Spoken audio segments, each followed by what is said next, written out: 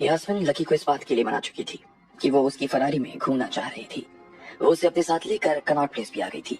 उसे लग रहा था कि आज वो दिल्ली की रानी बन चुकी थी और सारा दिल्ली उसके आसपास घूम रहा था। उसने अपने लिए मॉल से 4 से 5 जोड़ी कपड़े भी ले लिए थे, जिसका पैसा लकी ने चुकाया था। लेकिन जैसे ही वो खाना खाने के लिए लकी के साथ एक होटल में आई तो उसे उसके मम्मी पापा ने रंगे हाथों पकड़ लिया था। यास्मिन उन्हें देखते ही थर थर कांपनी शुरू हो गई और उसे समझ नहीं आ रहा था कि ये क्या हो रहा था। मैं जो कह रही हूँ उसे चुपचाप गांठ बांध लो यास्मिन। तुम्हें अगर जिंदगी किसी के साथ बितानी है तो वो है अभिजीत, समझे ना? उसकी माँ ने यास्मिन को एक बार फिर से चपत लगाते हुए कहा। वो देख पा रही थी कि उसकी बेटी के लिए अभिजीत से अच्छा और कोई नहीं हो सकता था। फिर भी उसने इस फटीचर के चक्कर में अभिजीत जैसे लड़के को ठुकरा दिया। लेकिन जब यास्मिन की माँ ने उसे एक बार और चपत लगाई तो इस बार यास्मिन का दिमाग खराब हो गया। वो जानती थी कि अभिजीत ने अपने पैसों के दम पर उसके माँ बाप का ब्रेन वॉश कर दिया था, लेकिन उन्हें लकी की सच्चाई के बारे में कुछ नहीं पता था। वो ऐसे 10 अभिजीत को अपने नीचे नौकरी पर रख सकता था और ये बात यास्मिन अच्छी तरह से जानती थी। जब उसे पता चल गया था कि वो जो कर रही थी वो सही कर रही थी तो फिर उसे किसी से डरने की क्या जरूरत थी। अब उसके फैसले पर उसके घर वाले चाहे कितना भी डांटे, कितना भी सुनाते या कितनी भी उल्टी सीधी बातें करते, पर जिस दिन यास्मिन लकी के साथ शादी के मंडप में बैठती और लकी जब वहां पर दिखाता कि वो क्या चीज था, तब जाकर इन लोगों को उसकी हैसियत के बारे में पता चल पाता और तब वो समझते कि उनकी बेटी को लकी को यहाँ तक लाने में कितना जोर लगाना पड़ा था। हाँ, आप सही कह रहे हो, मैं तो इसी आदमी के साथ रहना चाहती हूँ। कोई दिक्कत? यास्मिन ने अपनी माँ से आंख मिलाते हुए कहा। फिर उसने अभिजीत की तरफ घूरते हुए देखा और बोली, मैंने तुम्हें जरा भी नहीं पसंद करती, इसलिए तुम चुपचाप यहाँ से चले जाओ और आज के बाद मेरे या मेरे घर वालों से न मिलने की कोई जरूरत नहीं है, समझे ना? यास्मिन जिस तरह के शब्दों का इस्तेमाल कर रही थी उसने सभी लोगों को चौंका दिया था। किसी को भी विश्वास नहीं हो रहा था कि ये वही यास्मिन थी जो अभी थोड़ी देर पहले डांट खा रही थी। अभिजीत ने अपनी जिंदगी में आज पहली बार इतनी डांट खाई थी। उसे खुद भी ये बात समझ आ गई कि यास्मिन उसे पसंद नहीं करती थी, इसलिए वो यास्मिन को छोड़कर उसके मम्मी पापा के पास आ गया था। उसे लग रहा था कि अगर यास्मिन के मम्मी पापा कहेंगे तो यास्मिन किसी भी कीमत पर मना नहीं कर पाएगी। थोड़ी देर तक तो उसे लग रहा था कि वो जो चाह रहा था वैसा ही नतीजा उसे मिल रहा था, लेकिन बाद में उसे पता चला कि उसके मम्मी पापा भी बेकार निकले। उससे भी ज्यादा उसे ये बात चुभ रही थी कि यास्मिन उसे ऐसा बताने वाली थी जो कि उसे मालूम नहीं था। उसने अभी तक अभिजीत से लकी की पहचान छुपा कर रखी हुई थी। यास्मिन, क्यों कर रही हो ऐसा? मैं जानता हूँ कि तुम्हें इस वक्त गुस्सा आ रहा है, इसलिए सबसे पहले तो तुम अपने आप को शांत कर लो प्लीज। अभिजीत यास्मिन के सामने आकर बैठ गया और फिर आगे बोला, देखो मुझे नहीं मालूम कि तुम यहाँ पर कैसे आई। मैं तो सिर्फ अंकल आंटी को लंच पर लेकर आया था। मैं सच में इनसे तुम्हारे बारे में कोई बात नहीं करने आया था। हाँ बहन, सच में मैं खुद भी अभिजीत के साथ ही आई थी और मैं तुम्हारी कसम खाकर कह रही हूँ अभिजीत यहाँ तुम्हारे बारे में कुछ नहीं बोल रहा था, भूमिका ने बीच में आते हुए कहा।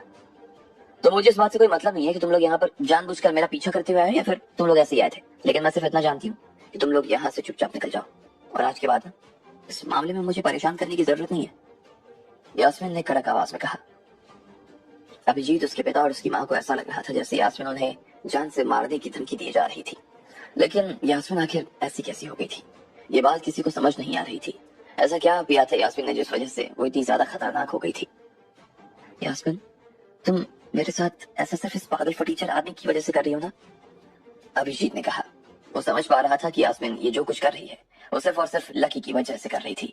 अब वो चाहे जो भी हो, लेकिन वो खुद भी अपने आप में ही एक अमीर आदमी था और ऐसे में वो इस फटीचर के सामने कैसे हार सकता था। अभिजीत ने लकी की तरफ अपनी उंगली उठाई और फिर यास्मिन की तरफ देखते हुए बोला, तुम इस आदमी का मेरे साथ कंपैरिजन करने के बारे में सोच कैसे सकती हो? क्या ये तुम्हारे लिए कोई बंगला खरीद कर ला सकता है? मैं तो तुम्हारे गले में डायमंड के 10 नेकलेस डाल सकता हूँ, लेकिन क्या ये आदमी तुम्हारे गले में एक भी नेकलेस डाल सकता है? हमारे पास लाखों करोड़ों की संपत्ति है, लेकिन इस आदमी के पास क्या है? क्या है इस आदमी के पास? क्या है इसके परिवार के पास? ये हर मोर्चे पर मेरे सामने हारा हुआ है और तुम हो कि इसका कंपैरिजन मेरे साथ करने की कोशिश कर रही हो। बहुत गलत बात है यास्मिन है, अभिजीत ने कहा और फिर से एक बार लकी की तरफ देखने लगा। लकी चुपचाप उसकी बात सुन रहा था। जब अभिजीत ने देखा कि वो लकी के ऊपर चढ़ सकता था तो उसने आगे कहा, देखो यास्मिन, शादी इतनी आसान चीज नहीं है जितना तुम समझ रही हो। ये तुम्हें एक अच्छी जिंदगी नहीं दे पाएगा और ना ही तुम्हें प्रोटेक्ट कर पाएगा, इसलिए अपना ये पागलपन छोड़ो और मेरी बात ध्यान से सुनो। अगर तुम मेरे साथ आने को अभी तैयार हो जाती हो ना तो मेरी बात मानो, मैं तुम्हें बहुत अच्छी जिंदगी देने वाला हूँ, ऐसी चीज की तुम सोच भी नहीं सकती। अभिजीत ने कहा, और कहते कहते वो फिर से यास्मीन के कंधे पर हाथ रखने की कोशिश करने लगा। बाहर में जाओ। मैं किससे शादी करती हूँ और किससे नहीं करती हूँ, इससे तुम्हें कोई लेना देना नहीं होना चाहिए, समझे ना? यास्मीन ने कहा। लेकिन वो जानती थी कि इस वक्त वो अभिजीत को किसी हाल में नहीं समझा सकती थी, इसलिए वो लकी की तरफ घूमी और उसके साथ बाहर निकलने के लिए जाने लगी। चलिए लकी सर। यास्मीन ने लकी का हाथ थामा और बाहर जाने लगी। रुक जाओ। इतने में यास्मीन की माँ ने यास्मीन का हाथ पकड़कर उसे पीछे की तरफ खींच लिया। उसे इतना गुस्सा आ रहा था कि वो अपने गुस्से से ही यास्मीन का खून कर सकती थी। तुम्हें इतनी भी तमीज नहीं है कि तुम किस इंसान से बात कर रही हो, कैसे बात कर रही हो? तुम जितनी बड़ी होती जा रही हो ना, उतनी बिगड़ती जा रही हो। मुझे तो कभी कभी समझ नहीं आता कि आखिर तुम्हारा करूं क्या मैं। सीधी खड़ी रहो यहीं पे, कहीं भी जाने की जरूरत नहीं है। यास्मीन की माँ ने उसे जोर से डांटते हुए कहा। न सिर्फ उसकी माँ ने बल्कि भूमिका ने भी उसे अपनी तरफ खींच लिया था। भाई तू ना बहुत बड़ा शातिर या चालबाज आदमी होगा। तूने मेरी बेटी को इतना पागल कैसे बना दिया कि वो तेरे चक्कर में हम सबसे लड़ाई कर रही है? यास्मीन की माँ ने लकी की तरफ देखते हुए कहा। अब उसे लग रहा था कि इस समस्या की जड़ लकी ही था और लकी से ही निपट कर इस समस्या से निपटा जा सकता था। लकी चुपचाप उसकी माँ को बोलते हुए सुन रहा था। वो क्या भी कह सकता था, जबकि उसने कुछ नहीं किया था। वो बूढ़ी औरत बेकार में ही उसे बदनाम करके उसके ऊपर कीचड़ उछाल रही थी। क्या है, तुम्हें समझ नहीं आ रहा क्या? तुम क्या सोच रहे हो कि मेरी बेटी की शादी मैं तुमसे करवा दूंगी? अगर तुम ये मुंगेरी लाल के हसीन सपने देख रहे हो ना, तो मैं कह रही हूँ मत देखो, वरना बहुत पछताओगे। उसकी माँ लकी को शुरुआत से ही पसंद नहीं कर रही थी। तुम क्या सोच रहे हो, अपनी शक्ल अपनी बातों के दम पर मेरी बेटी को रिझा पाओगे? अगर तुमने आज के बाद इसकी तरफ आंख उठाकर भी देखा ना, तो इससे अच्छा जवाब तुम्हें हमारी तरफ से सुनने को मिलेगा। ऐसा क्या है तुम्हारे पास, और ऐसा है क्या तुम्हारे अंदर जो मैं अपनी बेटी की शादी तुमसे करवाऊं? बोलो। यास्मीन की माँ लकी के सामने आई और गुस्से में कहा। वो लकी के मुंह पर कुछ न कुछ शनाब शनाब बोले जा रही थी, लेकिन लकी से अब सुना नहीं जा रहा था, इसलिए उसने भी पलटकर जवाब देते हुए कहा। मैं इसका जवाब आपको क्यों दूं? मैं कौन हूँ, क्या करता हूँ, ये सवाल पूछने वाली आप होती कौन है? लकी ने यास्मीन के पिता की तरफ देखते हुए कहा। वो देख पा रहा था कि दोनों ही बूढ़ा बूढ़ी काफी इंटरेस्टिंग थे।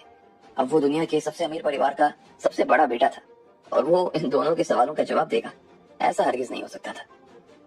देखो ये पागल आदमी क्या कह रहा है, इस तरह के तो इसके बोल है, और ऊपर से ये सोच रहा है कि ये मेरी बेटी से शादी कर लेगा। रुक तो बेटा रुक। यास्मीन के पिता ने लकी के ऊपर गुस्सा करते हुए कहा। अंकल आंटी, आपको इसके ऊपर कोई गुस्सा करने की जरूरत नहीं है। ये आदमी ना इसलिए आपके सवालों का जवाब नहीं दे रहा क्योंकि इसके पास कहने को कुछ नहीं है। लेकिन मैं आपको बताती हूँ ये कौन है। मैं और ये हम दोनों एक ही कॉलेज में पढ़ते हैं। फर्क सिर्फ इतना है कि मैं पढ़ने के पैसे देती हूँ और इसे पढ़ने के पैसे मिलते हैं। भूमिका इस वक्त अपनी जगह पर खड़ी हो गई थी। उसे समझ नहीं आ रहा था कि आखिर यास्मीन इस वक्त अभिजीत के साथ शादी करने के लिए हाँ क्यों नहीं कर रही थी।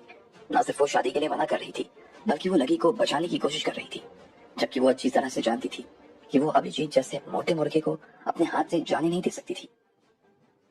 यह हमारे कॉलेज का एक गरीब स्टूडेंट है, इनफैक्ट बहुत ही गरीब स्टूडेंट है। ये कॉलेज में अपनी गरीबी के लिए जाना जाता है। इसके पास पहनने के लिए सिर्फ 2 जोड़ी कपड़े हैं। ये हमारी चीयर लीडिंग स्क्वाड की दाई है, जिससे हमारी टीम की लड़कियां परेशान कर देती है। लड़के तो दूर की बात है, अगर हम ना बोले ना तो इसकी हमारे सामने जुबान खोलने की हिम्मत नहीं होती। ये या तो किसी कपड़े की दुकान में या फिर किसी मेडिकल की दुकान में काम करता है, और आजकल तो बड़े बड़े होटलों के सामने भीख भी मांगता है। भूमिका ने लकी के बारे में अपनी जानकारी के हिसाब से ब्यौरा देते हुए कहा। अच्छा, तो इस तरह का आदमी ये भीख मांगता है? यास्मीन की माँ उसकी बात सुनकर चौंक गई थी। अगर यास्मीन ऐसे किसी आदमी के साथ रहती तो वो खुद भी इसके साथ एक दिन सड़क पर आ जाती। जो कुछ उसके पास था वो भी उसके हाथ से छिन जाता। अब वो किसी भी हाल में अपनी बेटी को इस भिखारी के चंगुल से बाहर निकालना चाहती थी। साले कमीने, आज के बाद ना मेरी बेटी के आसपास फटकने की जरूरत नहीं है, समझा? यास्मीन की माँ ने लकी को धक्का देते हुए कहा। यास्मीन के पिता होने के नाते ये आखिरी वार्निंग दे रहा हूँ, आज के बाद हमारी बेटी के साथ मत दिखाई देना। अगर तुम उसके साथ शादी करने के सपने देख रहे हो ना, तो उन सपनों को अभी के अभी छोड़ दो। समझ आ रहा है ना कि मैं क्या कह रहा हूँ? समझ आ रहा है ना? आज के बाद मेरी बेटी को परेशान करने की जरूरत नहीं है। यास्मीन के पिता ने लकी की तरफ उंगली दिखाते हुए कहा। आपको बात करनी है ना, कर सकते हैं, जो कहना है कह सकते हैं, लेकिन मेरे सामने उंगली दिखाने की जरूरत नहीं है, समझे ना? लकी ने भी तैश में आकर बात करते हुए कहा।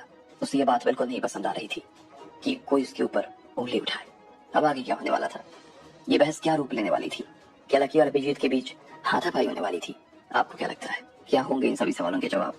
कमेंट बॉक्स में कमेंट करके हमें जरूर बताएं, और सभी सवालों के जवाब को जानने के लिए सुनते रहिए इंस्टा मिलियनेयर सिर्फ पॉकेट एफएम पर। लकी यास्मीन को अपनी नई फरारी लेकर दिल्ली के कनॉट प्लेस तो आ गया था, लेकिन यहाँ उसे मालूम नहीं था कि उसका इंतजार अभिजीत और यास्मीन की मम्मी पापा कर रहे थे। जैसे ही उन्होंने यास्मीन को लकी के साथ देखा तो वो उसे गालियां देने लगे। अभिजीत उसे समझाने की कोशिश कर रहा था, लेकिन यास्मीन भी अपनी जिद पर अड़ी हुई थी। अब इधर जब यास्मीन के पिता ने लकी के साथ थोड़ी सी बदतमीजी की तो लकी को गुस्सा आ गया। अंकल, आपको जो बोलना है ना बोलो, लेकिन उंगली दिखाने की ना जरूरत नहीं है, समझे? लकी ने यास्मीन के पिता को समझाते हुए कहा। बाप रे बाप, इस आदमी की जरूरत तो देखो। है कुछ भी नहीं, लेकिन फूल तो ऐसे रहा है जैसे राजकुमार हो। मैं दिखाऊंगा तुझे उंगली, और फिर से उंगली दिखाते हुए कह रहा हूँ कि फटीचर, मेरी बेटी से दूर रहना, समझा ना? यास्मीन के पिता ने लकी के बिल्कुल करीब आते हुए कहा। उन्हें लकी के ऊपर बहुत गुस्सा आ रहा था, और वो लकी के इतने करीब आ गए थे कि उन दोनों के शरीर एक दूसरे से सट गए थे। अब भले ही लकी की परवरिश कैसी भी रही हो और उसे अपने गुस्से पर कितना भी काबू करना सिखाया गया हो, लेकिन इस वक्त उसके लिए अपने गुस्से पर काबू रख पाना बहुत मुश्किल था। उसने यास्मीन के पिता को अपने से दूर करने के लिए जोर से धक्का दिया, और उसके पिता के पैर धक्के की वजह से खुद नहीं उलझ गए और आखिरकार वो नीचे गिर गए। साले फटीचर, तेरी हिम्मत कैसे हुई मेरे पति को हाथ लगाने की? यास्मीन की मां ने कहा। उन्होंने अपना हाथ उठाया और वो लकी के गाल पर थप्पड़ लगाने ही वाली थी, लेकिन इतनी ही देर में लकी को बचाने के लिए कोई बीच में आ गया। ये कोई और नहीं बल्कि यास्मीन थी। यास्मीन ने लकी को गले से लगा लिया था, जिसकी वजह से वो थप्पड़ यास्मीन के गर्दन पर जा लगा।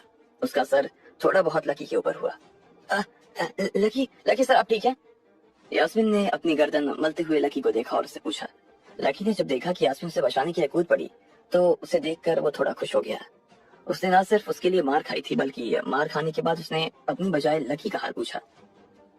तू तू क्यों हम सबकी जान लेने पे तुली हुई है? उसकी मां ने अपने दांत पीसते हुए कहा। इस दौरान काफी सारे लोग ये तमाशा देखने के लिए आसपास इकट्ठे हो गए थे, और वो इस अजीब से परिवार को लड़ते हुए देख रहे थे।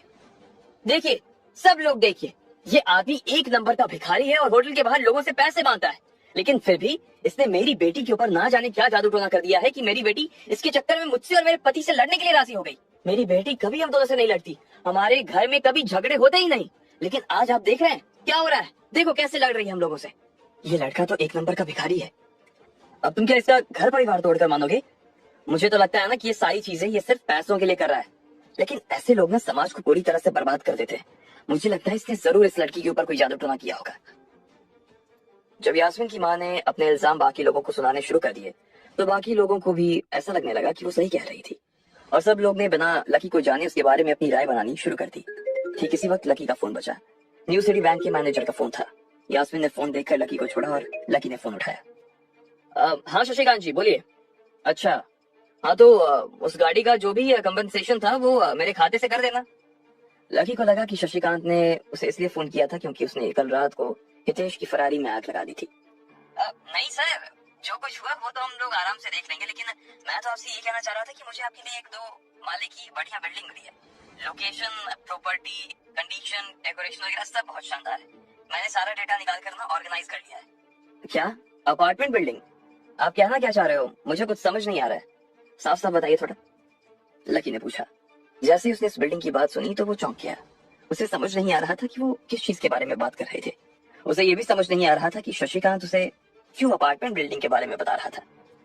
अरे सर, आपको मालूम नहीं है क्या? अरे सर, सॉरी सॉरी, मुझसे थोड़ी गलती हो गई। असल में बात ये है ना सर, कि आखिरी बार जब वसीम भाई ने और रुस्तम जी ने मुझे आपकी फरारी से बचे हुए पेमेंट के लिए कहा ना, तो उन्होंने साथ में मुझे ये भी कहा कि आपके लिए दिल्ली में एक बढ़िया सी 2 अपार्टमेंट की एक बिल्डिंग देख लें। वो कह रहे थे कि आप ही दिल्ली के अंदर कोई बिल्डिंग ढूंढ रहे थे। अच्छा, ऐसी बात है क्या? जब शशिकांत ने अपनी बात खत्म की तब जाकर लकी को समझ में आया कि वो किस बारे में बात कर रहा था। वसीम ने उसके लिए ये सारी व्यवस्थाएं जमाई थी, और शायद वो वहां पर उसे ट्रेन करना चाहता था और बिजनेस के बारे में सिखाना समझाना चाहता था। अब लकी के ऊपर परिवार की और बड़ी जिम्मेदारी आने वाली थी। उसने यास्मीन के परिवार की तरफ देखा, जो कि उसे ऐसे देख रहा था जैसे शेर अपने शिकार को देख रहा हो। वो जानता था कि वो लोग लकी को इतनी आसानी से जाने देने वाले नहीं थे। अच्छा, तो अगर ऐसी बात है शशिकांत जी, तो मैं चाहता हूँ कि आप बिल्डिंग के पेपर्स ना यहाँ कनॉट प्लेस पर रुद्र होटल है, वहां भेज दीजिए। मैं आपको लोकेशन भेज रहा हूँ। लकी ने प्यार से कहा और फोन काट दिया। क्या शशिकांत न्यू सिटी बैंक के मैनेजर, उनका फोन था? यास्मीन को थोड़ी चिंता होने लगी और इसलिए उसने लकी से पूछा। अगर शशिकांत ने उसे यहाँ लकी के साथ देख लिया कि वो सिक लीव के बहाने यहाँ घूम रही थी तो बात उसकी नौकरी पर आ सकती थी। तो फिर मैं निकलती हूँ, इससे पहले कि शशिकांत जी मुझे देख लें। मुझे निकल जाना चाहिए। उसने लकी को देखा और फिर निकलने के लिए बाहर जाने लगी, लेकिन उसके लिए यहाँ से बाहर निकल पाना इतना आसान नहीं था। तुम्हें क्या लगता है कहाँ जा रही हो तुम? मुझे सब मालूम है कि तुम हम दोनों को बेवकूफ बनाने के लिए यहाँ डबल रोल कर रहे हो, लेकिन मैं तुम्हें बता देती हूँ, मैं या हम में से कोई भी तुम्हारे इस जाल में ना फंसने वाला नहीं है। यास्मीन की माँ ने फिर से यास्मीन को अपनी तरफ खींचते हुए कहा। उनकी शक्ल देखकर तो ऐसा लग रहा था जैसे वो आज की आज ही इस मामले को खत्म कर देना चाहती थी। अरे माँ छोड़ो ना, जाने दो ना मुझे, मैं सच कह रही हूँ, शशिकांत जी सच में आ रहे हैं। आप अगर मुझे ऐसे खींचोगे तो मेरी नौकरी सच में चली जाएगी यार, यास्मीन ने घबराते हुए कहा। यास्मीन, तुम्हें नहीं लगता कि आजकल तुम ज्यादा ही शातिर हो गई हो? तुम्हें क्या लगता है हम पागल हैं? माँ हूँ तेरी मैं, इतनी जल्दी तेरे ऐसे मजाक पर तो विश्वास करने वाली नहीं हूँ, समझी ना? यास्मीन की माँ ने यास्मीन की तरफ देखते हुए कहा। फिर उसने लकी की ओर देखा और बोली, क्या कहा तुमने? तुम इसके मैनेजर को जानते हो, और कौन तुम्हारी इस बात पर विश्वास कर पाएगा कि तुम एक शानदार सा अपार्टमेंट लेने वाले हो? तुम कहोगे तो मान लेंगे, बड़ा आया। यास्मीन की माँ ने लकी को ताने मारते हुए कहा। हाँ, मैं तो बहुत बड़ा एक्टर हूँ, है ना?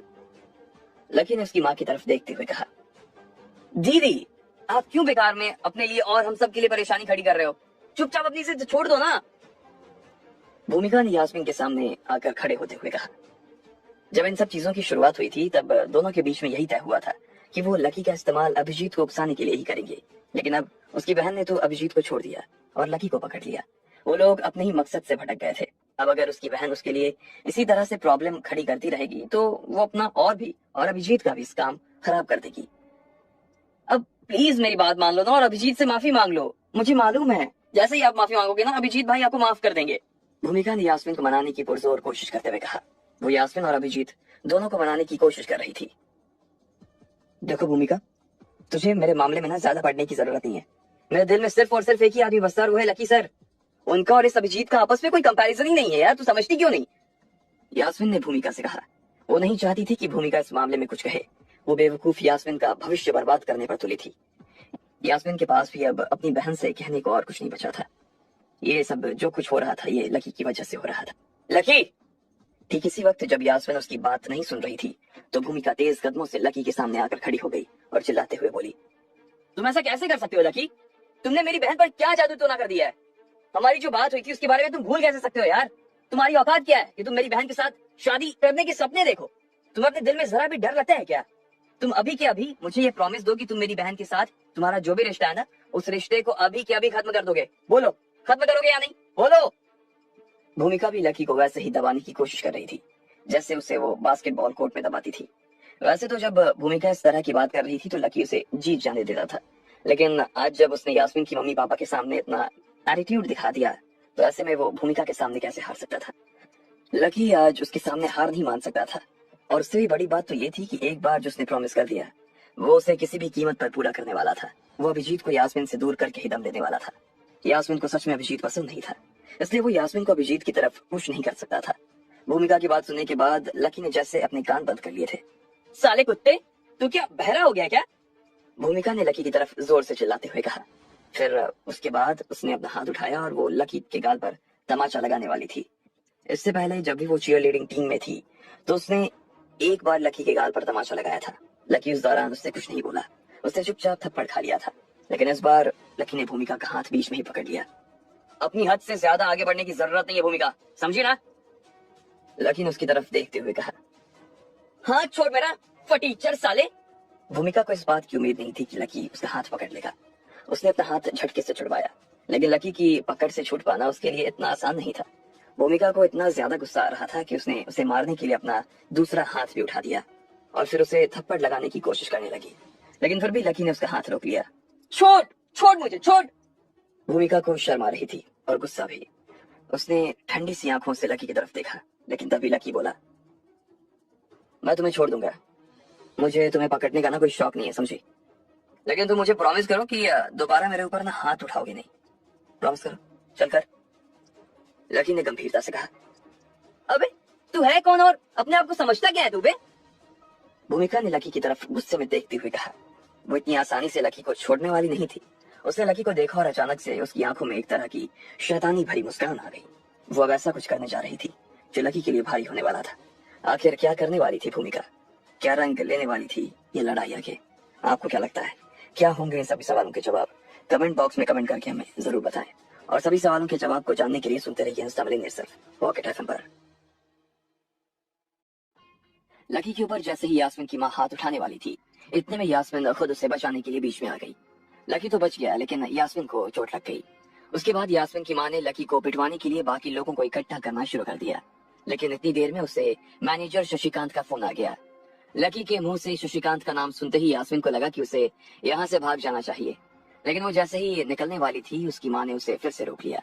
इसके बाद भूमिका ने जब लकी को थप्पड़ लगाने के लिए अपना हाथ उठाया, तो लकी ने उसे दोनों हाथों से पकड़ लिया। तेरी हिम्मत कैसे हुई कि तू मेरा हाथ पकड़ सके? भूमिका ने लकी की तरफ देखते हुए कहा। लकी ने अभी भी उसका हाथ नहीं छोड़ा था। देखो, ये लड़का मेरे साथ छेड़खानी कर रहा है। देखो, ये लड़का मेरे साथ छेड़खानी कर रहा है, देखो कोई। भूमिका ने लकी के हाथ पर काटते हुए कहा। लकी ने जैसे ही अपना ध्यान चुका, उसी वक्त भूमिका ने उसका हाथ काट लिया। उसके काटने की वजह से लकी जोर से चिल्लाया और उसने अपना हाथ छुड़वा लिया। भूमिका ने लकी के हाथ पर इतना जोर से काटा था कि उसकी सीधी हथेली पर दांत के निशान बन गए और उसमें से खून बहने लगा। भूमिका अब लकी के सामने खड़ी हो गई थी और उसे देखकर ऐसा लग रहा था जैसे उसने लकी को अच्छा सबक सिखा दिया था। बहुत अच्छा काटा। अगर इस आदमी की जान भी ले लो ना, तो भी धरती पर से बोझ नहीं कम होगा। अभिजीत और यास्मीन की मां ने लकी की तरफ देखकर तंज कसते हुए कहा। यास्मीन पहले ही घबराते हुए लकी के पास पहुंच गई थी और वो उसका घाव देखने लगी। जितना दर्द लकी को हो रहा था, उससे ज्यादा दर्द यास्मीन को अपने दिल में महसूस हो रहा था। अरे ये तो लगता है ये तो मैनेजर शशिकांत है। भूमिका के चेहरे पर जो मुस्कान थी वो धीरे से गायब हो गई थी। उसने देखा कि शशिकांत होटल के अंदर दाखिल हो चुका था। ओह, कहाँ है? अरे बाप रे, ये तो सच में मैनेजर शशिकांत है। जब यास्मीन की मां ने देखा कि वो सच में शशिकांत था, तो वो डर और घबराहट के मारे उछल पड़ी। इधर यास्मीन के परिवार के बाकी लोग भी परेशान हो गए थे और वो समझ रहे थे कि अगर यास्मीन का झूठ पकड़ा जाता तो शायद उन सब के लिए बहुत बड़ी मुसीबत खड़ी हो जाती। यास्मीन, तुम अभी भी यहीं पर खड़ी हो? अबे क्या कर रही हो यहाँ पे? निकलो ना यहाँ से। देखो, वो मैनेजर इतना साफ नजर आ रहा है। यास्मीन की मां ने यास्मीन की तरफ घबराते हुए देखते हुए कहा। नहीं, सुनो, तुम्हें छुपने की कोई जरूरत नहीं है, मैं हूं ना। लकी ने धीरे से यास्मीन से कहा। अब अगर लकी ने यास्मीन से कुछ करने के लिए कह दिया था, तो वो किसी भी हाल में अपनी माँ की बात नहीं सुनने वाली थी। देख रही हो यास्मीन, ये लड़का कितना बड़ा पागल है। ये तुम्हारा मैनेजर तुम्हारी आंखों के सामने आने वाला है। तुम्हारी नौकरी जा सकती है, तुम्हारा बोनस जा सकता है, तुम्हारा प्रमोशन जा सकता है, और ये आदमी कह रहा है कि तुम्हें कहीं छुपने की जरूरत नहीं है। तुम ऐसे आदमी को डिफेंड कर रही हो। ऐसे आदमी से शादी करने के बारे में कैसे सोच सकती हो यास्मीन यार? यास्मीन की मां ने यास्मीन की तरफ देखते हुए कहा। हाँ यास्मीन, अभी अभी इसकी बात मत सुनो और चुपचाप यहाँ से निकलो। इतने में उसके पिता ने कहा। अब उसका कोई फायदा नहीं है, शशिकांत जी हमारी तरफ आ रहे हैं, वो देखिए। भूमिका ने बड़ी बड़ी आंखों से शशिकांत की तरफ देखते हुए कहा। अरे लकी सर। शशिकांत ने लकी की तरफ देखा और उसका अभिवादन करते हुए आगे बढ़ने लगा। जब वो सामने आया तो उसने देखा कि यास्मीन भी लकी के पास खड़ी थी। अरे यास्मीन, तुमने तो कल सिक लीव के लिए अप्लाई किया था ना, तो फिर तुम। अब शशिकांत ने यास्मीन को पकड़ लिया था, तो अब यास्मीन भी अपनी आप को बचाने के लिए कुछ नहीं सोच रही थी। उसे मालूम था कि इस वक्त वो ऐसा कोई सफाई नहीं दे सकती थी जिसकी वजह से शशिकांत उसे छोड़ दे, इसलिए उसने सिर्फ अपना सिर नीचे किया और लकी के पास जाकर खड़ी हो गई। अरे हेलो शशिकांत जी, मैं यास्मीन की माँ हूँ। मेरी यास्मीन की तो तबीयत खराब ही थी और वो घर पर ही आराम कर रही थी, लेकिन क्या हुआ ना कि मैं ही उसे खींच कर अपने साथ ले आई। बात यह है कि मुझे कपड़े लेने थे और अकेले कपड़े लेना मुझे पसंद नहीं है, इसलिए मैं जबरदस्ती यास्मीन को अपने साथ ले आई। इसमें यास्मीन सच में कोई गलती नहीं है इसकी। इसका तो अभी भी पेट खराब है।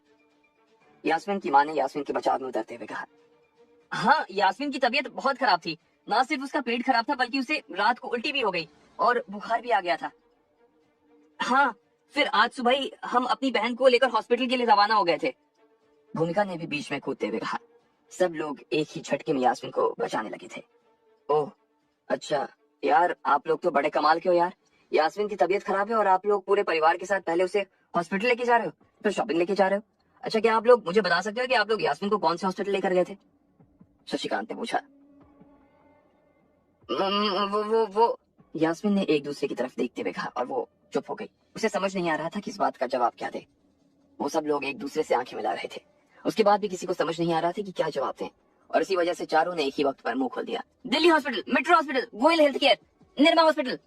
जैसे ही चारों ने अपनी बात खत्म की, उसके बाद उन चारों के मुंह सिले के सिले रह गए। उन्हें समझ नहीं आ रहा था कि आखिर वो लोग एक साथ क्यों बोल रहे थे। क्या बात है, जरा सा पेट क्या खराब हुआ, आप अपनी बेटी को लेकर चार चार हॉस्पिटल चले गए। मैंने इतना ध्यान रखने वाला परिवार तो यार आज तक देखा ही नहीं है। क्या बात है। शशिकांत ने उनके ऊपर तंज कसते हुए कहा। शशिकांत जी, एक बार मेरी बात तो सुन लीजिए। यास्मीन की मां ने फिर से बीच में कूदते हुए कहा। वो फिर से पूरे सिचुएशन को ठीक कर देना चाहती थी। जो भी कंफ्यूजन हो रहा था, वो उस कंफ्यूजन को ठीक कर देना चाहती थी। नहीं, उसकी कोई जरूरत नहीं है। आप क्या कहना चाह रही हैं, मुझे वो अच्छे से मालूम है। शशिकांत जी ने यास्मीन की मां की कोई भी बात सुनने से मना कर दिया। ये सुनते ही यास्मीन की मां और बाकी के लोगों का दिल बैठ गया। अब वो समझ चुके थे कि उनकी बेटी को ना तो 1 लाख रुपए का इनाम मिलने वाला था और ना ही उसे प्रमोट करके वाइस प्रेसिडेंट बनाया जाने वाला था। शशिकांत जी, लकी ने आखिरकार अपनी चुप्पी तोड़ी। हाँ लकी सर, बताइए। शशिकांत तुरंत शांत हो गया और उसने बड़े प्यार से लकी की तरफ देखते हुए कहा, आज मेरा मूड बहुत खराब है, इसलिए मैंने यास्मीन को बुलाया था कि वो मुझे अपने साथ दिल्ली घुमा कर ले आए। अब मुझे मालूम नहीं था कि इससे तुम्हारे बैंक के नियम टूटते हैं या नहीं टूटते हैं, लेकिन अगर टूटते हैं तो भाई मुझे माफ कर देना। लकी ने मैनेजर की तरफ शांत आंखों से देखा। ओह, तो ऐसी बात है। जैसे ही शशिकांत ने लकी की बात सुनी तो वह हैरान रह गया। उसे इस बात का मतलब समझना चाहिए था कि जो लकी उससे कह रहा था। लकी की बात सुनकर शशिकांत हैरान रह गया था। वैसे भी यास्मीन इतनी देर से लकी के बिल्कुल करीब खड़ी थी। अगर वो थोड़ा सा भी अंदाजा लगा पाता तो उसे आराम से समझ में आ जाता कि दोनों के बीच में क्या चल रहा था, लेकिन फिर भी उसने उस पर ध्यान नहीं दिया था। आखिर वो इतना लापरवाह कैसे हो सकता था। अच्छा तो ये बात है, कोई बात नहीं सर, ये तो छोटी मोटी मिसअंडरस्टैंडिंग है। यास्मीन जी, क्या आप थोड़ा सा ठीक महसूस कर रही हैं? मुझे लगता है ना कि आपको आज आराम से छुट्टी मनानी चाहिए। काम वाम तो होते रहता है, आपको उसकी चिंता करने की कोई जरूरत नहीं है। मुझे उम्मीद है कि आप आगे फ्यूचर में भी ऐसे ही दिल लगाकर काम करेंगी और साथ ही इस मोन्यूमेंट को बचा कर रखेंगी। ये आज से आपका हुआ।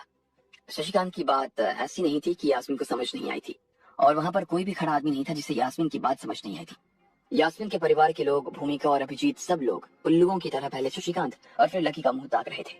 ये चल क्या रहा था, उन्हें कुछ समझ नहीं आ रहा था। लकी जैसे फटीचर ने अपने मुंह से 2 बात क्या कह दी, उसकी 2 लाइन की बात से शशिकांत मान गया। शशिकांत ऐसे फटीचर की बात आखिर सुन क्यों रहा था? वो तो वैसे भी दिल्ली यूनिवर्सिटी का एक गरीब सा स्टूडेंट था, तो फिर ये मैनेजर उसकी बात कैसे सुन सकता था? लकी सर प्लीज बैठ जाइए, मैं आपको उन दोनों बिल्डिंग्स की ना डिटेल्स दे देता हूँ जिसके बारे में मैं फोन पर आपसे बात कर रहा था। सर, ये हमारे राजेंद्र नगर के बिल्कुल पास में है।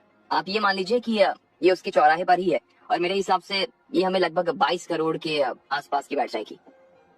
जैसे ही शशिकांत के मुंह से यास्मीन के परिवार वालों ने 22 करोड़ का नाम सुना, उनका तो माथा ही चकरा गया। सब लोगों के होश उड़ गए। अगर लकी खुद अपने मुंह से कहता कि वो 22 करोड़ की बिल्डिंग खरीदने वाला था, तो ये लोग उसके ऊपर इतना हंसते कि उनका पेट दुख जाता। लेकिन यहाँ तो खुद शशिकांत ये बात कह रहा था, और न्यू सिटी बैंक का मैनेजर होने के नाते वो लकी के सामने तो नाटक करने की सोच भी नहीं सकता था। इसका मतलब साफ था कि वो लकी को सच में 22 करोड़ की एक बिल्डिंग दिखा रहा था। तो इसका मतलब था कि लकी, यास्मीन की मां और बाकी लोगों की हालत ये सोचते ही खराब हो गई। लकी एक अमीर आदमी था। जैसे ही उन्हें इस बात का एहसास हुआ तो उनके माथे पर से ठंडा सा पसीना बहना शुरू हो गया। उन्हें समझ में आ गया था कि लकी के पास कम से कम 22 करोड़ रुपए तो थे ही। देखिए, मुझे इस बारे में ना ज्यादा कुछ जानकारी है नहीं, ये आपको ही मालूम है। लकी ने थोड़ा बहुत पन्नों को पलट कर देखते हुए कहा। वो देख पा रहा था कि पेपर में लिखे हुए बहुत सारे शब्दों में से तो उसे मतलब भी नहीं समझ आ रहा था, इसलिए एक टाइम के बाद उसने पेपर की तरफ देखना ही बंद कर दिया। अब आप जो बता रहे हैं कि ये अपार्टमेंट दिल्ली के राजेंद्र नगर में है, तो चलो हम अपनी आंखों से ही देख लेते हैं, सही रहेगा। लकी ने शशिकांत को सुझाव देते हुए कहा। सर, इससे बढ़िया तो और कुछ हो ही नहीं सकता, चलिए। शशिकांत ने लकी से हाथ मिलाते हुए कहा। लकी भी अपनी जगह से खड़ा हुआ और उसने यास्मीन की तरफ देखते हुए कहा, यास्मीन, अभी मुझे थोड़ा काम से जाना पड़ेगा, इसलिए मैं अभी तुम्हारे साथ नहीं आ पाऊंगा। जैसे ही मैं फ्री हो जाऊंगा तुम्हें फोन कर दूंगा। लेकिन ये बात इसलिए कही थी क्योंकि वो सच में यास्मीन को अभिजीत के चंगुल से आजाद करवाना चाहता था। अब जब उसने अपनी पहचान सब लोगों के सामने बता ही दी थी, तो उसे लग रहा था कि अभिजीत अब यास्मीन की तरफ देखने वाला नहीं था। जी लकी सर। यास्मीन उसकी बात सुनकर फिर से उसकी फैन हो गई थी। चलो चलते हैं, लकी ने शशिकांत से कहा, और दोनों लोग होटल से बाहर निकल आए। यास्मीन, तुमने हमें पहले क्यों नहीं बताया कि ये इतना अमीर आदमी है? यास्मीन की माँ के तो तोते उड़ गए थे। वो लकी को जाते हुए ऐसे देख रही थी जैसे कोई राजकुमार वहां से जा रहा हो। भूमिका ने तो बात करने में भी इतनी देर नहीं लगाई थी, और वो चुपचाप लकी के पीछे पीछे आते हुए होटल के बाहर निकल आई। इन सब लोगों में से जिसे सबसे बड़ा झटका लगा था, वो और कोई नहीं बल्कि खुद भूमिका ही थी। उसे समझ नहीं आ रहा था कि उसकी चीयर लीडिंग टीम की आया लकी अचानक से 22 करोड़ का मालिक कैसे हो सकता था। उसे लग रहा था कि या तो लकी कोई भगवान था या फिर खुद कोई सपना देख रहे थे वो लोग। पर जो भी हो, अब भूमिका को भी लकी पसंद आने लगा था। अब आगे क्या होने वाला था? क्या भूमिका भी लकी के पीछे पड़ जाती? लकी उससे कैसे अपना पीछा छुड़वाता? आपको क्या लगता है, क्या होंगे इन सभी सवालों के जवाब? कमेंट बॉक्स में कमेंट करके हमें जरूर बताएं, और सभी सवालों के जवाब को जानने के लिए सुनते रहिए सबेली ने सिर्फ पॉकेट एफएम पर। जब शशिकांत उस होटल में आया तो उसे देखकर यास्मीन की सांसें फूल गई थी। लेकिन इससे पहले कि वो अपने आप को कहीं छुपा पाती तब तक काफी देर हो चुकी थी। शशिकांत ने आते ही यास्मीन को देखा और उसका झूठ पकड़ लिया। उसकी माँ, भूमिका, अभिजीत और बाकी सब लोगों ने शशिकांत को समझाने की पूरी कोशिश कर ली, लेकिन जब आखिर में लकी ने कहा कि यास्मीन उसके साथ थी तो शशिकांत बिल्कुल शांत हो गया था। लकी फिर उसी के साथ नए अपार्टमेंट देखने के लिए रवाना हो गया। भूमिका को जैसे ही पता चला कि लकी के पास 22 करोड़ रुपए थे तो वो खुद लपलपाती हुई जीप के साथ उसके पीछे पीछे जाने लगी।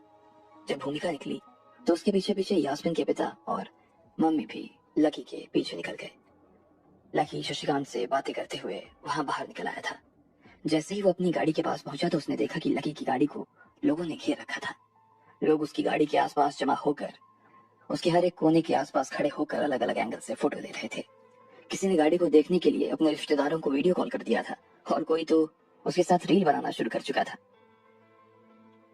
मम्मी देखो, आपका बेटा जिस गाड़ी के सामने खड़ा है ना, उसे फरारी कहते हैं, फरारी।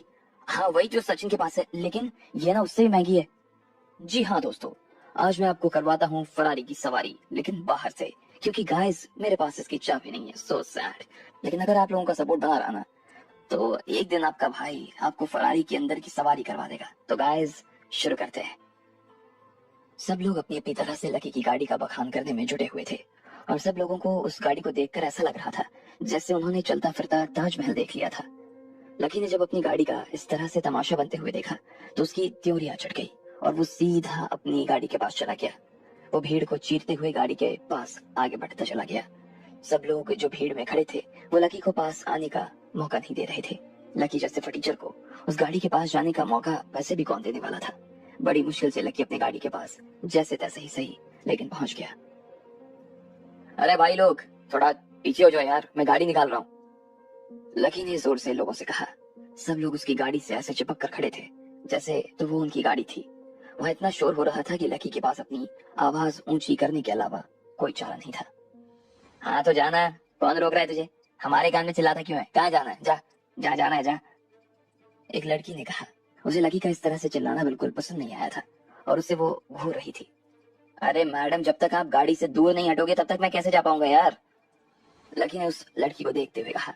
जैसे ही उसने इतनी सी बात कही वैसे ही सब लोगों का ध्यान लकी के ऊपर चला गया और वो सब लोग उसके ऊपर जोर जोर से हंसने लगे। क्या तुम ये कहना चाह रहे हो कि ये फरारी तुम्हारी है? अरे यार, उस लड़की ने जो रील बना रही थी उसने लकी की तरफ देखते हुए कहा। उसे लकी की ये बात सुनकर बड़ी हंसी आ रही थी।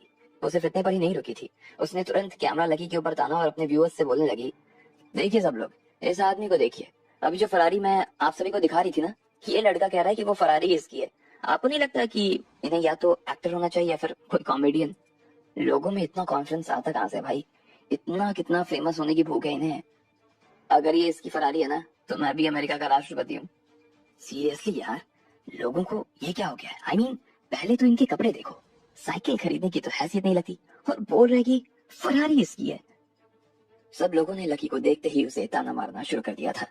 लकी को ऐसे तानों की आदत सी हो गई थी, इसलिए उसने किसी को कोई जवाब नहीं दिया और सिर्फ अपना सिर हिलाकर रह गया। वो चाहता तो इन लोगों को एक बार में चींटियों की तरह मसल सकता था, लेकिन फिर उसे लगा कि इस चीज का कोई फायदा नहीं था, क्योंकि ये लोग सिर्फ कपड़े देखते थे, उसका दिल नहीं।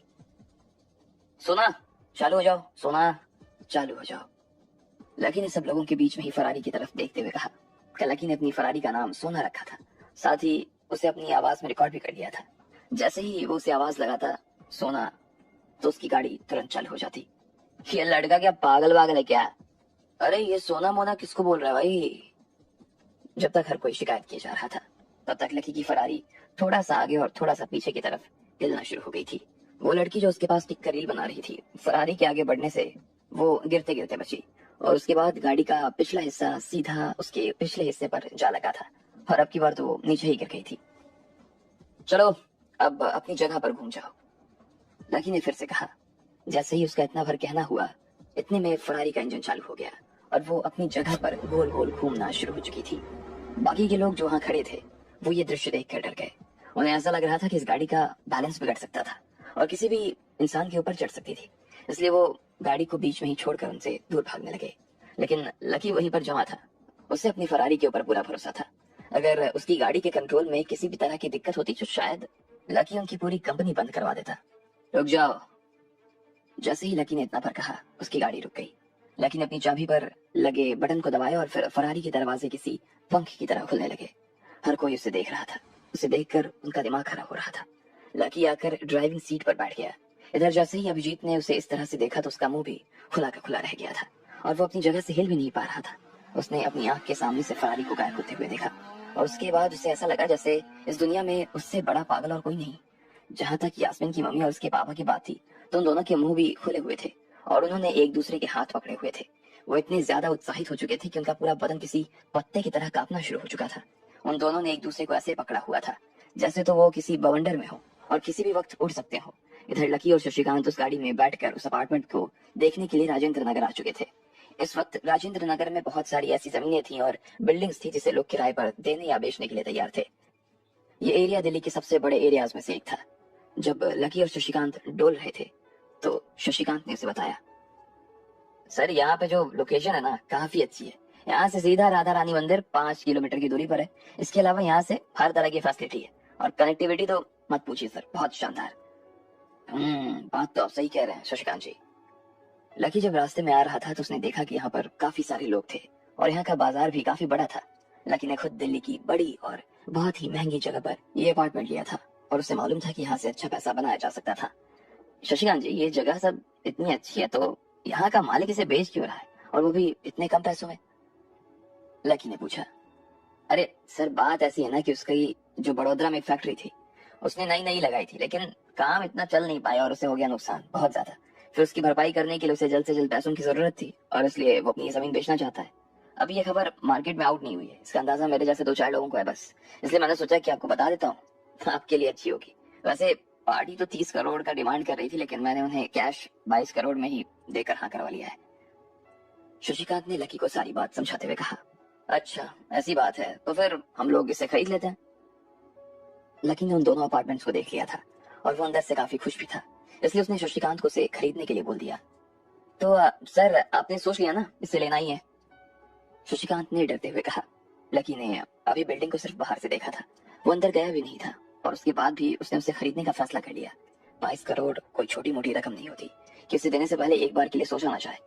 दिल्ली का बड़े से बड़ा व्यापारी भी एक बार के लिए इतना बड़ा पैसा देने से पहले सोचता था, लेकिन लकी, जिसकी उम्र कोई खास भी नहीं थी, उसने बिल्डिंग को बाहर से देखते ही हाँ कर दी।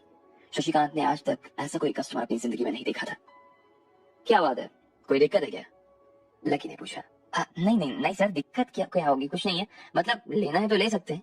चलिए मैं आपके लिए ये डील फाइनल करवा देता हूँ। मैं बीच में रहूंगा, इसलिए आपको चिंता करने की कोई जरूरत नहीं है। शशिकांत ने डर और उत्साह के साथ कहा। ठीक है, बाकी आपको अगर किसी और चीज की जरूरत लगे तो आप वसीम जी को फोन कर लेना, सब देख लेंगे वो। अभी हम लोग निकल सकते हैं। लकी ने उस बिल्डिंग के आसपास एक आध चक्कर लगाया और फिर गाड़ी में आकर बैठ गया। उसके बाद उसने शशिकांत को बैंक में उतारा और वापस वसीम के होटल पर चला गया। वहां जाते ही उसने वसीम से राधिका के बारे में पूछा, लेकिन वसीम के पास उसके लिए अभी भी वही जवाब था जो पहले था। राधिका का अभी तक कोई अता पता नहीं था। लकी को लग रहा था कि 2-4 दिन में उसका पता चल जाएगा, इसलिए वो अपना मन बहलाने के लिए वहां से चला गया था। लेकिन जब अभी भी उसकी कोई खबर नहीं मिली तो फिर से और ज्यादा वो परेशान हो गया था। लकी की उदासी ने उसे और अंदर तक घेर लिया था, लेकिन वो उस मामले में कुछ नहीं कर सकता था। वो राधिका के बारे में ही सोच रहा था, उसके साथ क्या हो रहा था, वो कहाँ थी, यही सब वो सोचकर घबराए जा रहा था। तभी अचानक से उसका फोन बजा। ये डिम्पल का फोन था, लेकिन लकी डिम्पल को अपने दिल से ना सिर्फ बाहर निकाल चुका था, बल्कि वो तो उसे भूल भी चुका था। भले ही वो उसे फटकारने के लिए फोन कर रही थी या पुचकारने के लिए, लकी को इस बात से कोई फर्क नहीं पड़ रहा था। वो उसकी बात नहीं सुनना चाहता था। डिम्पल ने उसे 1 नहीं, 2 नहीं, 3 नहीं, बल्कि 5 बार फोन किया, लेकिन लकी ने गुस्से में उसका एक बार भी फोन नहीं उठाया। फिर जब और एक बार उसका फोन बजा तो लकी को गुस्सा आ गया और उसने उसका फोन बीच में ही काट दिया। उसके बाद डिम्पल ने उसे दोबारा फोन नहीं किया। लकी अपने बिस्तर पर आकर लेट गया था। लकी की आंखों के सामने राधिका का चेहरा आ रहा था। वो राधिका का नाम अपने मुंह से बुदबुदा रहा था। जैसे ही उसने राधिका के गालों को छूने के लिए अपने हाथ उसकी तरफ बढ़ाए, तभी राधिका उसकी आंखों के सामने से गायब हो गई। लकी की आंखों के सामने अंधेरा फिर छा गया था। वो अपने ही आप को गले लगाकर बिस्तर पर लेट गया। भले ही तापमान कम नहीं था, पर फिर भी लकी को ठंड लग रही थी। उसकी हालत उस कुत्ते जैसे हो गई थी जो बारिश में भूखा मर रहा था। वो बुरी तरह से कांप रहा था। अब आगे क्या होने वाला था? राधिका का ये वनवास कब तक खत्म होने वाला था? क्या लकी राधिका से अपनी जिंदगी में दोबारा कभी मिल पाएगा, या फिर राधिका उसकी जिंदगी से हमेशा हमेशा के लिए गायब हो चुकी थी? आपको क्या लगता है, क्या होंगे इन सभी सवालों के जवाब? कमेंट बॉक्स में कमेंट करके हमें जरूर बताएं। और सभी सवालों के जवाब को जानने के लिए सुनते रहिए पॉकेट एफएम पर। लकी अपनी फरारी में बैठकर राजेंद्र नगर के लिए रवाना हो चुका था। जैसे ही लोगों ने देखा कि लकी ये दावा कर रहा है कि ये फरारी उसकी है, तो पहले तो वो अपनी हंसी नहीं रोक पाए, लेकिन जैसे ही उसकी फरारी ने उसके इशारों पर नाचना शुरू किया तो सब लोग उसे देखकर दंग रह गए और पीछे हट गए। इधर लकी ने अपनी गाड़ी ले ली और निकल गया। अपार्टमेंट खरीदने के बाद लकी फिर से वसीम के पास आ गया था। राधिका की अभी तक कोई खबर नहीं थी। लकी फिर से उदास हो गया था। अब इंतजार करना उसके लिए भारी हो रहा था। उसकी आंखों के सामने सिर्फ और सिर्फ राधिका का चेहरा घूम रहा था। राधिका को अपने सपने में देखते देखते लकी कब सो गया उसे पता नहीं चला। अगले दिन सुबह से ही लकी का फोन बजना शुरू हो गया था। उसकी नींद उसके फोन से ही खुली। अमित उसे फोन कर रहा था और लकी ने उसका फोन उठा लिया। यार यार भाई भाई एक गड़बड़ हो गई है यार। अमित ने लकी के फोन उठाते ही कहा, क्या हो गया बता। लकी ने नींद से जगते हुए पूछा। यार यार मैंने रोशनी से वादा किया था कि मैं उसे शाम को शॉपिंग लेकर जाऊंगा, लेकिन मुझे अभी अभी स्पोर्ट्स डिपार्टमेंट से मैसेज आया कि हमारी रात में प्रैक्टिस चलने वाली है, इसलिए मैं उसके साथ नहीं जा पाऊंगा। लेकिन अगर मैंने उसे मना कर दिया ना तो वो मेरे ऊपर बहुत भड़क जाएगी, तो इसलिए मुझे तेरी हेल्प चाहिए यार। हाँ बताना भाई, क्या हेल्प चाहिए। लेकिन नींद से अब जाग गया था। यार तुझे रोशनी को अपने साथ मार्केट लेकर जाना पड़ेगा दोस्त। अमित ने जैसे अब सुबह सुबह लकी के सर पर बम फोड़ दिया था। लकी ने थोड़ी देर के लिए सोचा। एक बार पहले भी वो इसी के कहने पर मुंबई नहीं जा पाया था और उस बात का दुख उसे अभी तक खा रहा था, लेकिन वो अमित को मना भी नहीं कर सकता था। इसलिए उसने थोड़ी देर तक सोचने के बाद अमित को हाँ कर दी। पर भाई एक और प्रॉब्लम है। अमित ने उधर से कहा। अब क्या है भाई? लकी ने पूछा। शाम को ना रोशनी कोयल को भी मार्केट जाने के लिए अपने साथ लाने की जिद कर रही है भाई। अमित ने कहा। उधर से लकी बिल्कुल चुप हो गया था। उसे समझ नहीं आ रहा था कि अब वो हाँ करे या ना करे। काफी देर तक जब वो चुप रहा तो अमित उसकी दुविधा समझ चुका था और उसने कहा, देख भाई मैं समझ सकता हूँ कि क्या बात है, लेकिन क्या है कि रात में दोनों लड़कियां का जाना ठीक नहीं है। तुझे भी मालूम है दिल्ली के हाल क्या है, इसलिए भाई पहले तो मैं जा रहा था पर अब नहीं जा सकता, तो मैं तुझसे हेल्प मांग रहा हूँ। भाई बता तू जा पाएगा ना? टाइम होगा क्या तेरे पास? अगर तू नहीं जा सकता ना तो मैं किसी और से भी बात कर सकता हूँ, बता दे। अमित ने लकी से पूछा। भाई बात ऐसी है कि जाने में कोई दिक्कत नहीं है, लेकिन तुझे भी ये बात अच्छे से मालूम है ना कि कोयल मुझे बिल्कुल पसंद नहीं करती, तो बस मैं थोड़ा ना। असल में तो लकी भी रोशनी की मदद करना चाहता था, लेकिन कोयल का नाम सुनते उसका खुद का मन भी थोड़ा सा अटपटा हो गया और उसका जिक्र सुनते ही लकी का मन डोलने लगा। अरे कोयल है तो क्या हो गया यार, तुझे कोयल की चिंता करने की क्यों जरूरत है? तू तो वैसे भी उनका ध्यान रखने के लिए है ना, कि उनके साथ शॉपिंग पर जा रहा है, तो मुझे नहीं लगता कि अब कोयल को भी तुझसे कोई प्रॉब्लम होगी। मेरी बात मान, वो तुझे कुछ नहीं कहने वाली, तू बस बिंदास चला जा। अभी कहाँ ये बता। अमित ने लकी से पूछा और फिर हाल चाल जानने के बाद दोनों ही इधर उधर की बातें करने लग गए। थोड़ी देर अमित से बात करने के बाद लकी ने फोन काट दिया। लकी ने काफी देर तक उसके बाद अपने मन में सोचा और फिर उसे एहसास हुआ कि वो सिर्फ उनका ध्यान रखने के लिए ही जा रहा था, ना तो वो उनके बीच कुछ बोलने वाला था। और अगर कोयल उससे बात करती तो वो खुद भी कोयल से ठीक से बात करने वाला था।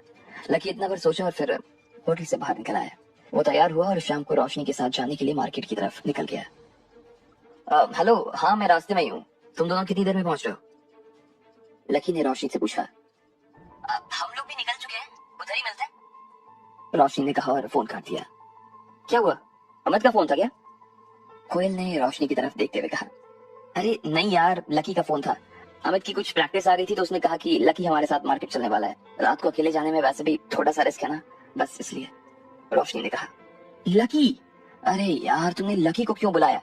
इतना भी कोई रिस्क नहीं है रोशनी, हम लोग उसके बिना भी अपने हिसाब से ना मैनेज कर ही सकते थे ना। क्या यार तुम भी, कोयल ने शिकायती लहजे में कहा। वो लकी का नाम सुनते ही नाराज हो गई थी। वो नहीं चाहती थी कि इतनी अच्छी शाम को वो लकी का चेहरा देखकर खराब कर दे। जब वो लोग आखिरी बार वसीम के होटल पर मिले तो लकी ने ही कोयल को उसे टूटे हुए स्टैचू की प्रॉब्लम से बाहर निकाला था। रोशनी और कोयल को उस वक्त ये शक भी हुआ था कि शायद लकी अपने आप में कोई अमीर बाप की औलाद है और उन्होंने इस बारे में पता लगाने की काफी दिनों तक कोशिश की, लकी का पीछा किया, लेकिन उन्हें वसीम और लकी के बीच कोई रिलेशन नहीं मिला। तब कोयल और रोशनी ने मान लिया कि लकी वही फटीचर था जैसा वो कॉलेज में हुआ करता था और इससे ज्यादा उसकी कोई औकात नहीं थी। उन्हें लग रहा था कि लकी के बारे में छानबीन करने में बेकार ही उनका टाइम खराब हो गया था, इसलिए लकी जैसे फटीचर को वो अपने साथ नहीं ले जाना चाहती थी। उसे लकी से नफरत थी।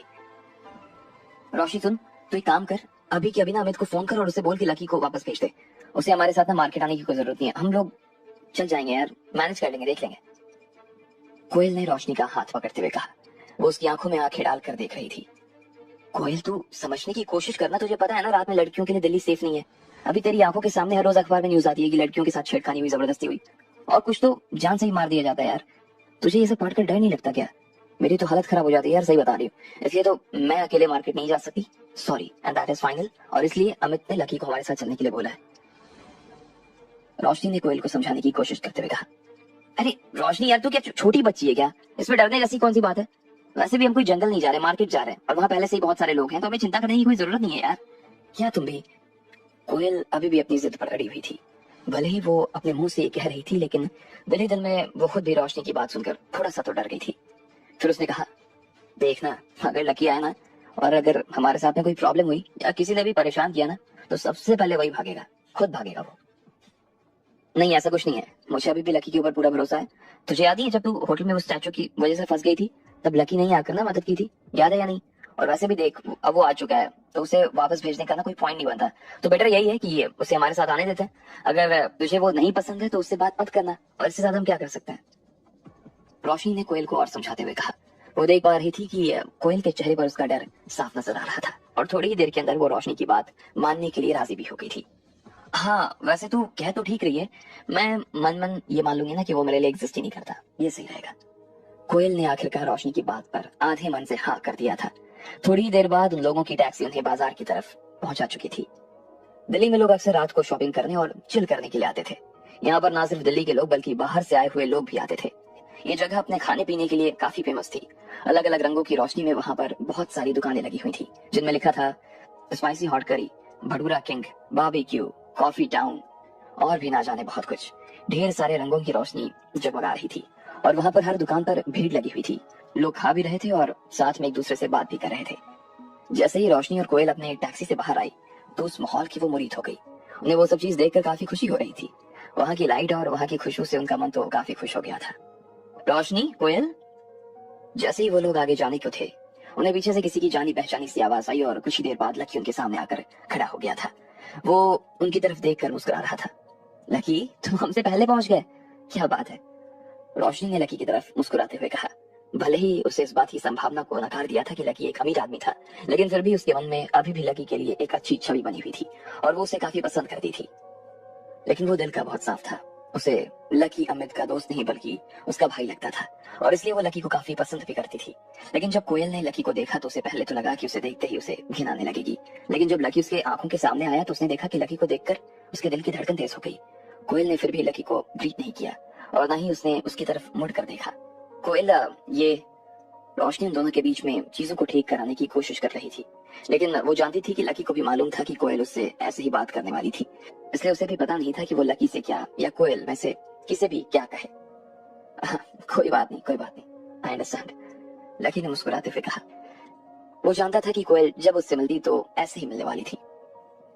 चलो यहाँ पर थोड़ा सा बाजार घुमाते हैं, यहाँ पर ना खाने पीने की बहुत अच्छी अच्छी चीजें, और साथ में ना बहुत कुछ एक्सप्लोर करने के लिए भी, रोशनी ने कहा, और वो कोयल का हाथ पकड़कर आगे की तरफ चलने लगी। लकी उन दोनों के पीछे पीछे आ रहा था। कोयल अपने मन मन ये मान कर बैठ गई कि लकी उसके लिए एग्जिस्ट नहीं करता था। उसने रोशनी का हाथ पकड़ा और वो लोग एक दुकान में कुछ खरीदने के लिए चले गए। जब वो लोग शॉपिंग कर रहे थे तब लकी चुपचाप एक कोने में बैठा हुआ था और अपना फोन चला रहा था। कोयल और रोशनी सड़क पर आराम से घूमते जा रहे थे। उन्हें छोटी छोटी दुकानों पर जमे सामानों को देखने में तो बड़ा मजा आ रहा था। वहां पर एक छोटा सा ठेला लगा था जिसके आसपास बहुत सारे लोग जमा थे। कोयल ने रोशनी का हाथ पकड़ा और उसे अपने साथ उस ठेले के पास ले गई। वहां पर उन्होंने देखा कि उस आदमी ने ठेले पर बहुत छोटी छोटी और सुंदर पेंडेंट्स टंगे हुए थे। उसमें हर तरह के कलर, शेप और साइज के पेंडेंट्स टंगे हुए थे। रोशनी और कोयल उन सबको देखकर जैसे पागल सी हो गई थी। उन्हें वो छोटी छोटी चीजें काफी अच्छी लग रही थी। उन्होंने उनमें से कुछ एक पसंद की और उसका भाव तोल करने लगे। लकी, तुम भी इधर आओ ना, रोशनी ने लकी से कहा। उसने देखा कि लकी थोड़ा सा दूर अकेले खड़ा था, इसलिए उसने लकी को अपने पास बुला लिया।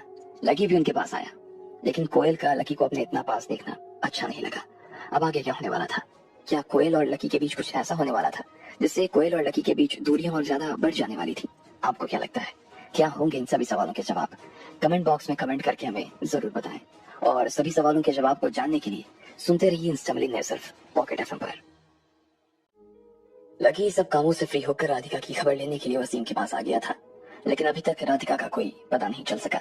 हताश लकी की जब शाम को अमित के फोन से नींद खुली तो अमित ने उससे मदद मांगते हुए कहा कि उसे रोशनी और कोयल को एक साथ लेकर बाजार जाना था। लकी को लगा कि वो कोयल के सामने कंफर्टेबल नहीं था, लेकिन फिर भी अमित की मनाने पर उसने हाँ कर दी। शाम को कोयल और रोशनी के साथ वो बाजार पहुंच भी गया था और एक ठेला गाड़ी के पास जब वो दोनों लड़कियां पेंडेंट देख रही थी तभी लकी पीछे खड़ा हुआ था। अरे लकी, तुम वहां क्यों खड़े हो, इधर आओ ना, रोशनी ने उसे आगे बुलाते हुए कहा। यार तुझे उसे बुलाने की क्या जरूरत है, जहाँ खड़ा है वहीं खड़ा रहने देना, कोयल ने उसके ऊपर चिढ़ते हुए कहा। लेकिन तब तक लकी, जो कि खुद भी बोर हो रहा था, वो रोशनी के पास पहुंच चुका था। लकी ने देखा कि वहां ठेले पर ढेर सारे पेंडेंट्स टंगे हुए थे और एक बार के लिए उसका मन किया कि वो राधिका के लिए इनमें से कुछ खरीद ले, लेकिन राधिका तो वहां पर थी ही नहीं। उधर लकी के आते ही कोयल उससे थोड़ा दूर जाकर खड़ी हो गई। वो उसके पास नहीं रुकना चाहती थी।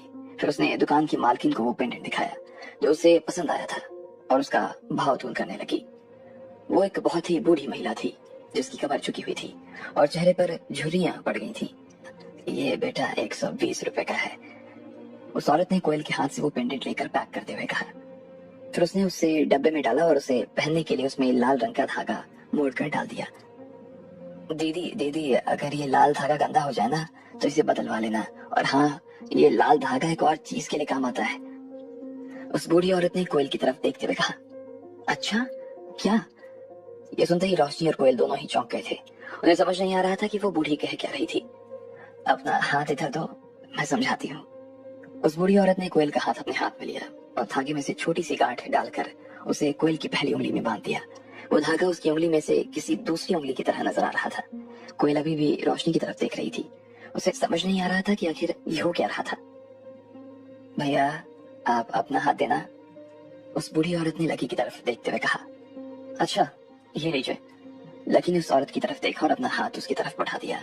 उस बूढ़ी औरत ने बिना देर की लकी के हाथ में वो धागा बांध दिया और ये हो गया काम।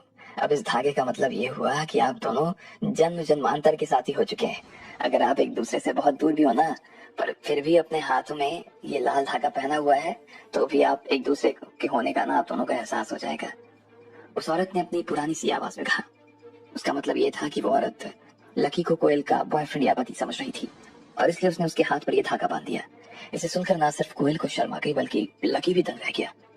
अरे ये क्या बकवास कर रही हो तुम, कोयल ने अपने आप से कहा और वो लकी की तरफ देखने लगी। लेकिन लकी के चेहरे पर अभी भी हमेशा की तरह वैसे ही शांति के भाव थे और ये देखकर तो कोयल और भी ज्यादा शर्मिंदा हो गई। उसे ऐसा लग रहा था कि उसकी लकी के सामने फजीहत हो गई और अब लकी उसके ऊपर खूब हंसने वाला था। कोयल ने उसके आगे और कुछ नहीं कहा। उसने अपनी उंगली में से वो लाल धागा खोलना शुरू कर दिया और जल्दी उसे उतार दिया। वो बूढ़ी औरत बहुत ध्यान से कोयल को देख रही थी। काफी देर के लंबे स्ट्रगल के बाद में आखिरकार कोयल ने वो धागा उतार दिया था और वो लकी की तरफ देख रही थी जो कि हिलडुल भी नहीं रहा था। कोयल को उसे इस हाल में देखकर और गुस्सा आ रहा था। उसने तुरंत वो धागा जमीन पर पटका और वहां से निकल गई। अरे कोयल, मेरे लिए रुकना यार, रोशनी ने पीछे से चिल्लाते हुए कहा और फिर कोयल के पीछे पीछे भागने लगी। इधर लकी वो लाल धागा उठाने के लिए नीचे झुक गया था और उसने अपना लाल धागा खोल भी दिया था। उसे वो धागा काफी अच्छा लग रहा था और वो सोच रहा था कि एक बार जब राधिका उससे मिल जाएगी तो ये धागा उसे लेकर एक सिरा अपनी उंगली और एक सिरा उसकी उंगली में बांधेगा। इस तरह से भले ही फिर राधिका चाहे कहीं भी हो, लेकिन लकी को उसके बारे में पता चलेगा और वो कहाँ है इस बात का उसे एहसास होता रहेगा। लकी ने वो धागा अपनी जेब में डाला और वहां से निकल गया। लकी ने दूर से देखा कि रोशनी और कोयल आगे जाते हुए नजर आ रहे थे। उन्हें देखने के बाद लकी भी उनके पीछे पीछे जाने लगा, लेकिन तभी उसका फोन बजा। लकी ने देखा कि ये शोरूम के मैनेजर गणेश का फोन था, लेकिन लकी को समझ नहीं आ रहा था कि इस वक्त गणेश उसे फोन क्यों कर रहा था। लकी को उसका नाम अपने फोन की स्क्रीन पर देखकर काफी अजीब लग रहा था। उसे लगा कि उसके पीछे दुकान पर कुछ हो गया था। सर आप जल्दी से शोरूम पे आ जाइए सर। उधर से गणेश की परेशान सी आवाज आई। लकी को भी बड़ा अजीब लगा और उसने पूछा, क्यों, क्या हो गया? सर आपकी एक्स गर्लफ्रेंड यहाँ हमारे शोरूम में बहुत तमाशा करी है सर। उसने हमारा शोरूम भी बंद करवा दिया और वो चाहती है कि हम उसे पैसे भी दे दे। वो कह रही है कि यहाँ की बॉस वो खुद है और ये भी कह रही है कि अगर हम में से किसी ने उसकी बात नहीं सुनी ना तो वो नौकरी से निकाल देगी हमें सर, गणेश ने परेशान होते हुए कहा। इधर लकी को भी पीछे से डिंपल की चिल्लाने की आवाज आ रही थी। ठीक है, तुम चिंता मत करो, मैं अभी आता हूँ उधर, लकी ने फोन रखते हुए कहा। दोपहर में डिंपल ने लकी को 5 से 6 बार फोन किया था, लेकिन उसने उसका फोन का जवाब नहीं दिया। लकी को लग रहा था कि वो इसी बात से नाराज हो गई थी और इसलिए उसने लकी को परेशान करने के लिए तरीका निकाल दिया था। ये बात समझते ही लकी का माथा ठनक गया। वो अभी भी दूर खड़ी रोशनी और कोयल का चेहरा देख रहा था। लकी को लग रहा था कि इस वक्त वैसे भी कोयल उससे नाराज हो चुकी थी और अच्छा यही था कि वो कोयल से थोड़े टाइम के लिए दूर रहे ताकि कोयल का गुस्सा शांत हो जाए। वैसे भी ये बाजार लकी के शोरूम से ज्यादा दूरी पर नहीं था और वो आराम से 1 घंटे के अंदर जाकर वापस आ सकता था। लकी ने देखा कि आसपास ज्यादा लोग भी नहीं थे, इसलिए वहां रोशनी और कोयल को कोई खास खतरा नहीं था। जैसे ही लकी के दिमाग में ये बात आई, वो घुमा और अपने शोरूम की तरफ निकल गया। अरे रे! लकी इतनी जल्दबाजी में था कि वो गलती से एक आदमी से टकरा गया। जब उसने उस आदमी की शक्ल देखी तो पता चला कि वो एक अंधा था, रात में भी अपनी आंखों को ढकने के लिए चश्मा लगाया हुआ था। मुझे मुझे माफ कर दीजिए, प्लीज मुझे माफ कर दीजिए, मैंने देखा नहीं आपको। लकी ने तुरंत माफी मांगते हुए कहा। वो देख पा रहा था कि उसकी वजह से उस आदमी की छड़ी नीचे गिर गई थी। उस आदमी ने एक हैट लगाया हुआ था और साथ में एक हरे रंग का लंबी बाजू का शर्ट पहना हुआ था। अरे कोई बात नहीं, उस आदमी ने बड़े प्यार से कहा। लकी उसकी छड़ी उठाने में उसकी मदद करने ही वाला था कि इतने में उस आदमी ने खुद नीचे झुक कर छड़ी उठा लिया और आगे की तरफ जाने लगा। उसने अपनी छड़ी लकी की तरफ मोड़ रखी थी। लकी को एक बार के लिए ऐसा लगा जैसे वो आदमी अंधा होने का नाटक कर रहा था। उसे ऐसा लग रहा था कि वो अपना अंधापन दिखाकर लोगों से पैसे ऐंठना चाहता था, लेकिन लकी के पास फिर भी उसके बारे में सोचने का ज्यादा वक्त नहीं था और इसलिए वो दौड़ते हुए अपने शोरूम की तरफ आगे बढ़ने लगा। थोड़ी ही देर बाद लकी अपने शोरूम पर पहुंच चुका था। जैसे ही वो अंदर घुसा, उसने देखा कि डिंपल पागल हो चुकी थी और वो पूरी दुकान को अपने सिर पर उठा चुकी थी। वो जोर जोर से चिल्लाई जा रही थी, मैं तुम्हारी बॉस हूँ, अगर किसी ने मेरी बात नहीं सुनी ना तो सबको यहाँ से बाहर निकलवा दूंगी। मैं चाहती हूँ कि तुम अभी के अभी मेरे पैसे भरो, दराज से निकालो, जितना उसमें है ना पैसा सारा मेरा है, इसलिए चुपचाप पैसे मेरे हवाले कर दो। और भी ना जाने क्या क्या वो बोले जा रही थी और लकी चुपचाप खड़ा उसकी बातें सुन रहा था। अचानक से डिंपल ने देखा कि सब लोगों की नजर दरवाजे की तरफ मुड़ गई। जैसे ही सब लोगों ने उधर की तरफ देखना शुरू किया तो खुद डिंपल भी उस तरफ मुड़ गई। फिर जब उसने देखा कि लकी उसके सामने है तो उसने बात करना बंद कर दिया और उसके चेहरे पर शिकायत चमकना शुरू हो गई थी। आखिर तुम मुझसे मिलने आ ही गए लकी, डिंपल ने कहा। कल जब शिवम ने उसे अपने घर से बाहर निकाल दिया था तो डिंपल वहां से गई नहीं थी, बल्कि वो एक पेड़ के नीचे जाकर छिप गई थी। उसकी वैसे भी एक बड़े घर के अंदर शादी होने वाली थी, लेकिन लकी और उसके बीच में पहले जो रिश्ता था उसकी वजह से शिवम के परिवार ने उसे अपने घर से बाहर निकाल दिया। न सिर्फ शिवम के परिवार ने बल्कि खुद शिवम ने भी उसे बाहर निकाल दिया था और इस वजह से डिंपल को गुस्सा आ रहा था। अब जब ये सब हुआ लकी की वजह से था तो उसकी कीमत भी वो लकी से ही वसूलने की फिराक में नजर आ रही थी। वो एक पेड़ के नीचे जाकर छिप गई ताकि वो देख सके कि अगर लकी के साथ क्या होने वाला था। लेकिन आगे लकी के साथ नहीं बल्कि शिवम के परिवार के साथ जो हुआ उसे देखकर तो डिंपल के होश उड़ गए। ना सिर्फ लकी उन लोगों के सामने आकर खड़ा हो गया था बल्कि उसके पास फरारी भी थी और उस फरारी की वजह से उसने सबके होश उड़ा दिए। डिंपल ने देखा कि उसने अपनी जिंदगी में कभी इतनी महंगी गाड़ी नहीं देखी थी। उसका मुंह तो खुला का खुला रह गया था, लेकिन फिर भी उसने अपना मुंह ढक लिया ताकि उसकी आवाज किसी दूसरे को सुनाई न दे। फिर जब लकी ने हितेश की फरारी की बैंड बजा दी थी तब तो डिंपल को समझ आ गया था कि लकी कोई फटीचर नहीं बल्कि एक बड़ा अमीर आदमी था।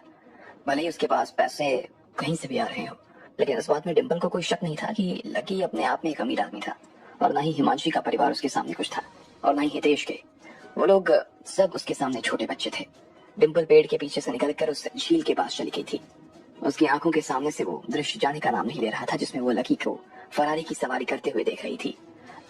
आखिरकार वो लकी की वो गर्लफ्रेंड थी जिसकी लकी सबसे ज्यादा चिंता किया करता था। भले ही उसने लकी के साथ पहले जो कुछ किया हो, लेकिन उसे ऐसा लग रहा था कि अगर वो लकी के सामने जाकर उससे प्यार से माफी मांग लेगी तो भी लकी उसे खुशी खुशी माफ कर देगा। मैंने तुम्हें 5 बार फोन लगाने की कोशिश की, तुम मेरा फोन क्यों नहीं उठा रहे थे लकी? डिंपल ने लकी के सामने आकर उसकी आंखों में आंखें डालकर उससे ये सवाल किया। तुम्हें क्या कहना है कहो और जल्दी से निकलो यहाँ से। लकी ने भी उसकी आंखों में आंखें डालकर देखते हुए कहा। वो देख पा रहा था कि डिंपल एक पागल लड़की थी और उसे अब कुछ लेना देना रह नहीं किया था। लकी देखो, मैं जानती हूँ कि मुझसे गलती हो गई, मैंने तुम्हारे साथ जो कुछ किया वो गलत किया। जब मैंने तुम्हें छोड़ दिया तब मुझे एहसास हुआ कि मैं तुम्हारे बिना नहीं रह सकती हूँ। पूरी दुनिया में सिर्फ तुम ही ऐसे इंसान हो जो कि मुझसे बहुत प्यार करते हो और बदले में मुझसे कुछ नहीं मांगते। कि हम लोग फिर से एक दूसरे के साथ आ सकते हैं लकी, कि हम लोग एक नई शुरुआत कर सकते हैं। डिंपल ने लकी की आंखों में देखते हुए कहा। अब आगे क्या होने वाला था, क्या जवाब देने वाला था लकी उसकी इस बात का? आपको क्या लगता है, क्या होंगे इन सभी सवालों के जवाब? कमेंट बॉक्स में कमेंट करके हमें जरूर बताएं और सभी सवालों के जवाब को जानने के लिए सुनते रहिए समलिंदर सिर्फ पॉकेट एफएम पर। लकी कोयल और रोशनी के साथ बाजार में आ गया था और वो लोग एक पेंडेंट के ठेले के बाहर रुक गए थे। वहां से कोयल ने अपने लिए एक पेंडेंट पसंद भी कर लिया था और उसके साथ वहां बैठी बूढ़ी औरत ने एक लाल रंग का उसे धागा दिया था। उस बूढ़ी ने थोड़ी देर बाद वो धागा लकी और उसकी उंगलियों में बांध दिया। कोयल को यह हरकत बिल्कुल पसंद नहीं आई और वो धागा तोड़कर वहां से निकल गई। इधर लकी भी गणेश का फोन आने के बाद अपनी दुकान में आ गया था। वो देख रहा था कि डिंपल उसकी दुकान में हंगामा कर रही थी, लेकिन लकी को देखते हुए ना वो सिर्फ शांत हो गई थी बल्कि वो फिर से उसके साथ एक नई शुरुआत करने की बात कर रही थी। वैसे भी वो आज जो कह रही थी वो कुछ गलत नहीं था। राहुल और शिवम ने उसके साथ जो कुछ किया था उसके बाद उसे सच में इस बात का एहसास हो गया कि लकी उसके लिए कितना अच्छा इंसान था, और अब तो लकी अमीर भी था, इसलिए उसके साथ बुढ़ापे तक उसका साथ निभाने के लिए वो तैयार थी। डिम्पल बहुत ही उम्मीद भरी नजरों से लकी की तरफ देख रही थी, लेकिन लकी ने उसकी आंखों में देखा और कहा, नहीं, ये नहीं हो सकता, समझी तुम। अब लकी के दिल में डिम्पल के लिए किसी तरह की जगह नहीं बची थी। ना तो उसे डिम्पल से कोई मतलब था और ना ही वो उससे कोई बात करना चाह रहा था, लेकिन वो डिम्पल के कहे हुए शब्दों के पीछे उसके मतलब को नहीं समझ पा रहा था। उसने गणेश की तरफ देखा और बोला, इसको 10,000 रुपए दे दो। नहीं, मुझे तुम्हारे पैसे नहीं चाहिए लकी, सच में मेरा यकीन करो, मैं तुमसे झूठ नहीं बोल रही हूँ। मैं तुम्हारा बहुत अच्छे से ख्याल रखूंगी। अगर तुम मुझे जिंदगी भर अपने साथ रखना चाहोगे तो मैं जिंदगी भर तुम्हारे साथ रहूंगी लकी। डिम्पल ने काफी उछलते हुए कहा। वो सच में लकी की याद में पागल हुई जा रही थी, और उसे ऐसा लग रहा था कि अगर लकी उससे वापस मिल जाता तो शायद उसकी जिंदगी का खजाना उसे मिल जाता। डिम्पल देखो, पागलपन करने की ना कोई जरूरत नहीं है। अगर तुम्हें पैसे नहीं चाहिए तो तुम यहाँ से जा सकती हो। मेरे स्टोर का ना बिजनेस मत खराब करो प्लीज। लकी ने डिम्पल के हाथ में 10,000 रुपए पकड़ाते हुए कहा, नहीं लकी, मुझे सच में कोई पैसे नहीं चाहिए यार। डिम्पल ने लकी के पैसों को एक कोने में रख दिया, फिर उसने लकी का हाथ पकड़ा और उसके हाथ को अपने गाल पर लगाते हुए बोली, लकी, क्या तुम सच में भूल गए कि मैं और कोई नहीं बल्कि डिम्पल और तुम्हारी डिम्पल, हम दोनों ने एक दूसरे के साथ जो वक्त बिताया था, क्या तुम उसे इतनी जल्दी भूल गए लकी? तुम ही तो कहते थे ना कि हम दोनों एक दूसरे के साथ 1 साल से भी ज्यादा वक्त हो गया बिताते हुए, और मैंने तुम्हें अपने गाल तक छूने नहीं दिए थे। लो, अब तुम मेरे गाल पर अपने हाथ रख सकते हो, तो अब तुम मुझे माफ कर सकते हो ना लकी? चलो ना लकी, हम लोग फिर से एक शुरुआत करते हैं। मैं कसम से कह रही हूँ, इस बार हम लोग बहुत खुश रहने वाले हैं। हमारे बीच कोई प्रॉब्लम नहीं आएगी लकी, सच में, ट्रस्ट मी। डिम्पल ने उसे समझाते हुए कहा। डिम्पल ने उसका हाथ इतनी जोर से पकड़ रखा था कि लकी चाह कर भी उसे अपना हाथ नहीं छुड़ा पा रहा था। छोड़ो मेरा हाथ, तुम्हें समझ नहीं आ रहा कि मुझे दर्द हो रहा है? और कितना परेशान करोगे डिम्पल तुम मुझे? लकी ने पूरा जोर लगाकर उससे अपना हाथ छुड़वाने की कोशिश करते हुए कहा। इससे डिम्पल को एक जोरदार धक्का लगा और वो नीचे जमीन पर गिर गई। ये तुम क्या कर रहे हो लकी? और आखिर तुम ऐसा कर क्यों रहे हो? उस वक्त हम दोनों एक दूसरे के साथ में थे तो लोग तुम्हें मेरे साथ देखकर कितना जलते थे। इस बात का शायद तुम्हें अंदाजा नहीं है। तुमने भी तो यही कहा था ना कि तुम हमेशा मेरे साथ रहोगे। अगर मैं जिंदगी में कोई बड़ी गलती कर भी देती हूँ या तुम्हें हर्ट करती हूँ तो भी तुम मेरे ऊपर कोई दोष नहीं डालोगे और ना ही मेरे साथ कुछ बुरा बर्ताव करोगे। फिर अब तुम ये सब बातें कहाँ चली गई लकी? कहाँ चली गई तुम्हारी ये सब बातें? डिम्पल लकी को मनाने के लिए किसी भी हद तक जाने के लिए तैयार थी। ठीक है, अब जब तुम्हें जानना ही है कि वो सब बातें कहाँ चली गई तो मैं तुम्हें बताता हूँ कि वो सब बातें कहाँ चली गई। जब मैंने तुमसे प्यार करना शुरू भी नहीं किया था ना, उससे पहले मुझे नहीं मालूम था कि प्यार होता क्या है। इसलिए हम जब एक दूसरे के साथ में थे तो मेरे पास जो कुछ भी था सब मैंने तुम्हें दे दिया था। तो मुझे लगता था कि मेरी दुनिया सिर्फ तुमसे ही शुरू होती है और तुमसे ही खत्म हो जाएगी डिम्पल। मैंने तो कभी नींद में भी ये नहीं सोचा कि हम दोनों के बीच जो कुछ भी था वो प्यार था या नहीं। मेरे दिमाग में ये सब बात कभी आई ही नहीं। फिर जब मैं तुमसे दूर हुआ ना तो मैं राधिका से मिला, और फिर मैं और राधिका एक दूसरे के साथ आए, और तब मुझे इस बात का एहसास हुआ कि तुम्हारे साथ रहने में और राधिका के साथ रहने में जमीन आसमान का अंतर था। जब मैं उसके साथ था ना तो वो मेरे बारे में सोचती थी, मैं उसका ध्यान रखता था तो वो भी मेरा ध्यान रखती थी। जब वो यहाँ मेरे साथ नहीं होती ना तो मुझे लगता कि मेरे दिल का कोई हिस्सा शायद खाली हो गया था, और मुझे उसका होना कभी वजन जैसा लगा ही नहीं, उल्टा मुझे उसके साथ ना खुशी होती थी। अब मुझे समझ आने लगा कि आखिर असली प्यार होता क्या है।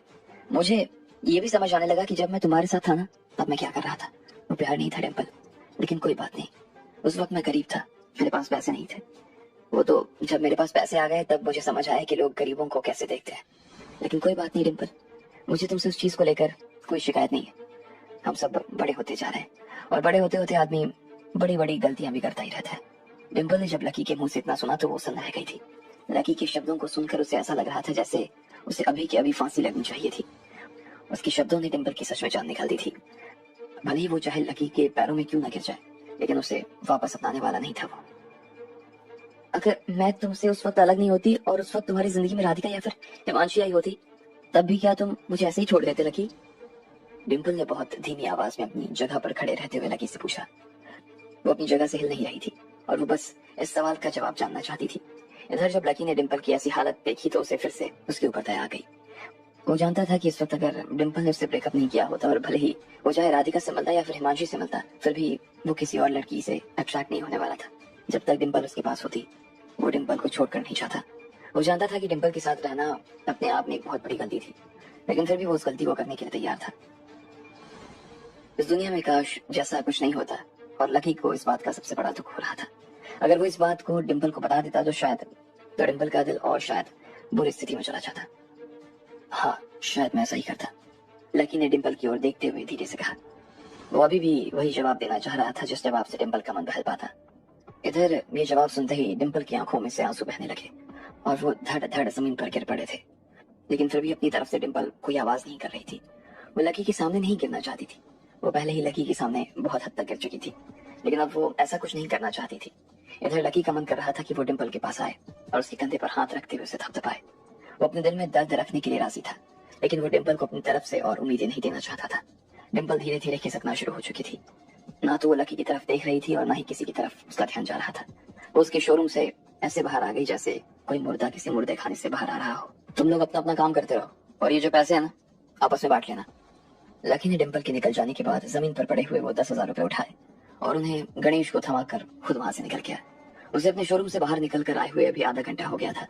लकी बाजार के चौराहे पर खड़ा था और वो लोगों को आते हुए और जाते हुए देख रहा था। उसे पता नहीं चल पा रहा था कि रोशनी और कोयल अभी भी बाजार में घूम रही थी या फिर वो दोनों चली गई थी। इसलिए उसने अपना फोन निकाला और वो रोशनी को फोन लगाने लगा। ठीक इसी वक्त कोयल और रोशनी अभी भी बाजार में घूम रहे थे और कोयल अभी भी लकी के उस बर्ताव से नाराज थी जो उसने वहां लाल धागा बंधवाते हुए किया था। देखा ना रोशनी, तूने भी कैसे उसने वो धागा खुशी खुशी अपने हाथों में बनवा लिया। उसे एक बार भी शर्म नहीं आई यार। उसे क्या लगता है वो मेरे लायक है या मैं उसे पसंद करने लगूंगी? अगर वो ऐसा सोच रहा है ना, बहुत बड़ा पागल है और कुछ नहीं है। मेरा नाम है कोयल। कोयल और कोयल ने अपनी जिंदगी में आज तक इतना बेशर्म इंसान नहीं देखा है। अब जब कोयल बाहर आ गई थी और इस वक्त लकी भी उनके बीच में मौजूद नहीं था, तो कोयल बार बार रोशनी से ये सब कहे जा रही थी। लेकिन रोशनी उसकी ऐसी बात सुनकर काफी थक भी गई थी और बक भी गई थी। कोयल देख, तुझे ज्यादा सोचने की जरूरत नहीं है। लकी एक शांत किस्म का इंसान है यार, और ऐसा तो नहीं है कि तू उसके बारे में कुछ जानती ना हो। और वैसे भी उसकी खुद की गर्लफ्रेंड पहले से है यार, और उन दोनों का रिलेशन भी काफी अच्छा चल रहा है। इसलिए अपने दिमाग में ना कुछ आलतू फालतू का कचरा लाने की ना कोई जरूरत नहीं है, समझी? रोशनी ने कोयल को बताया।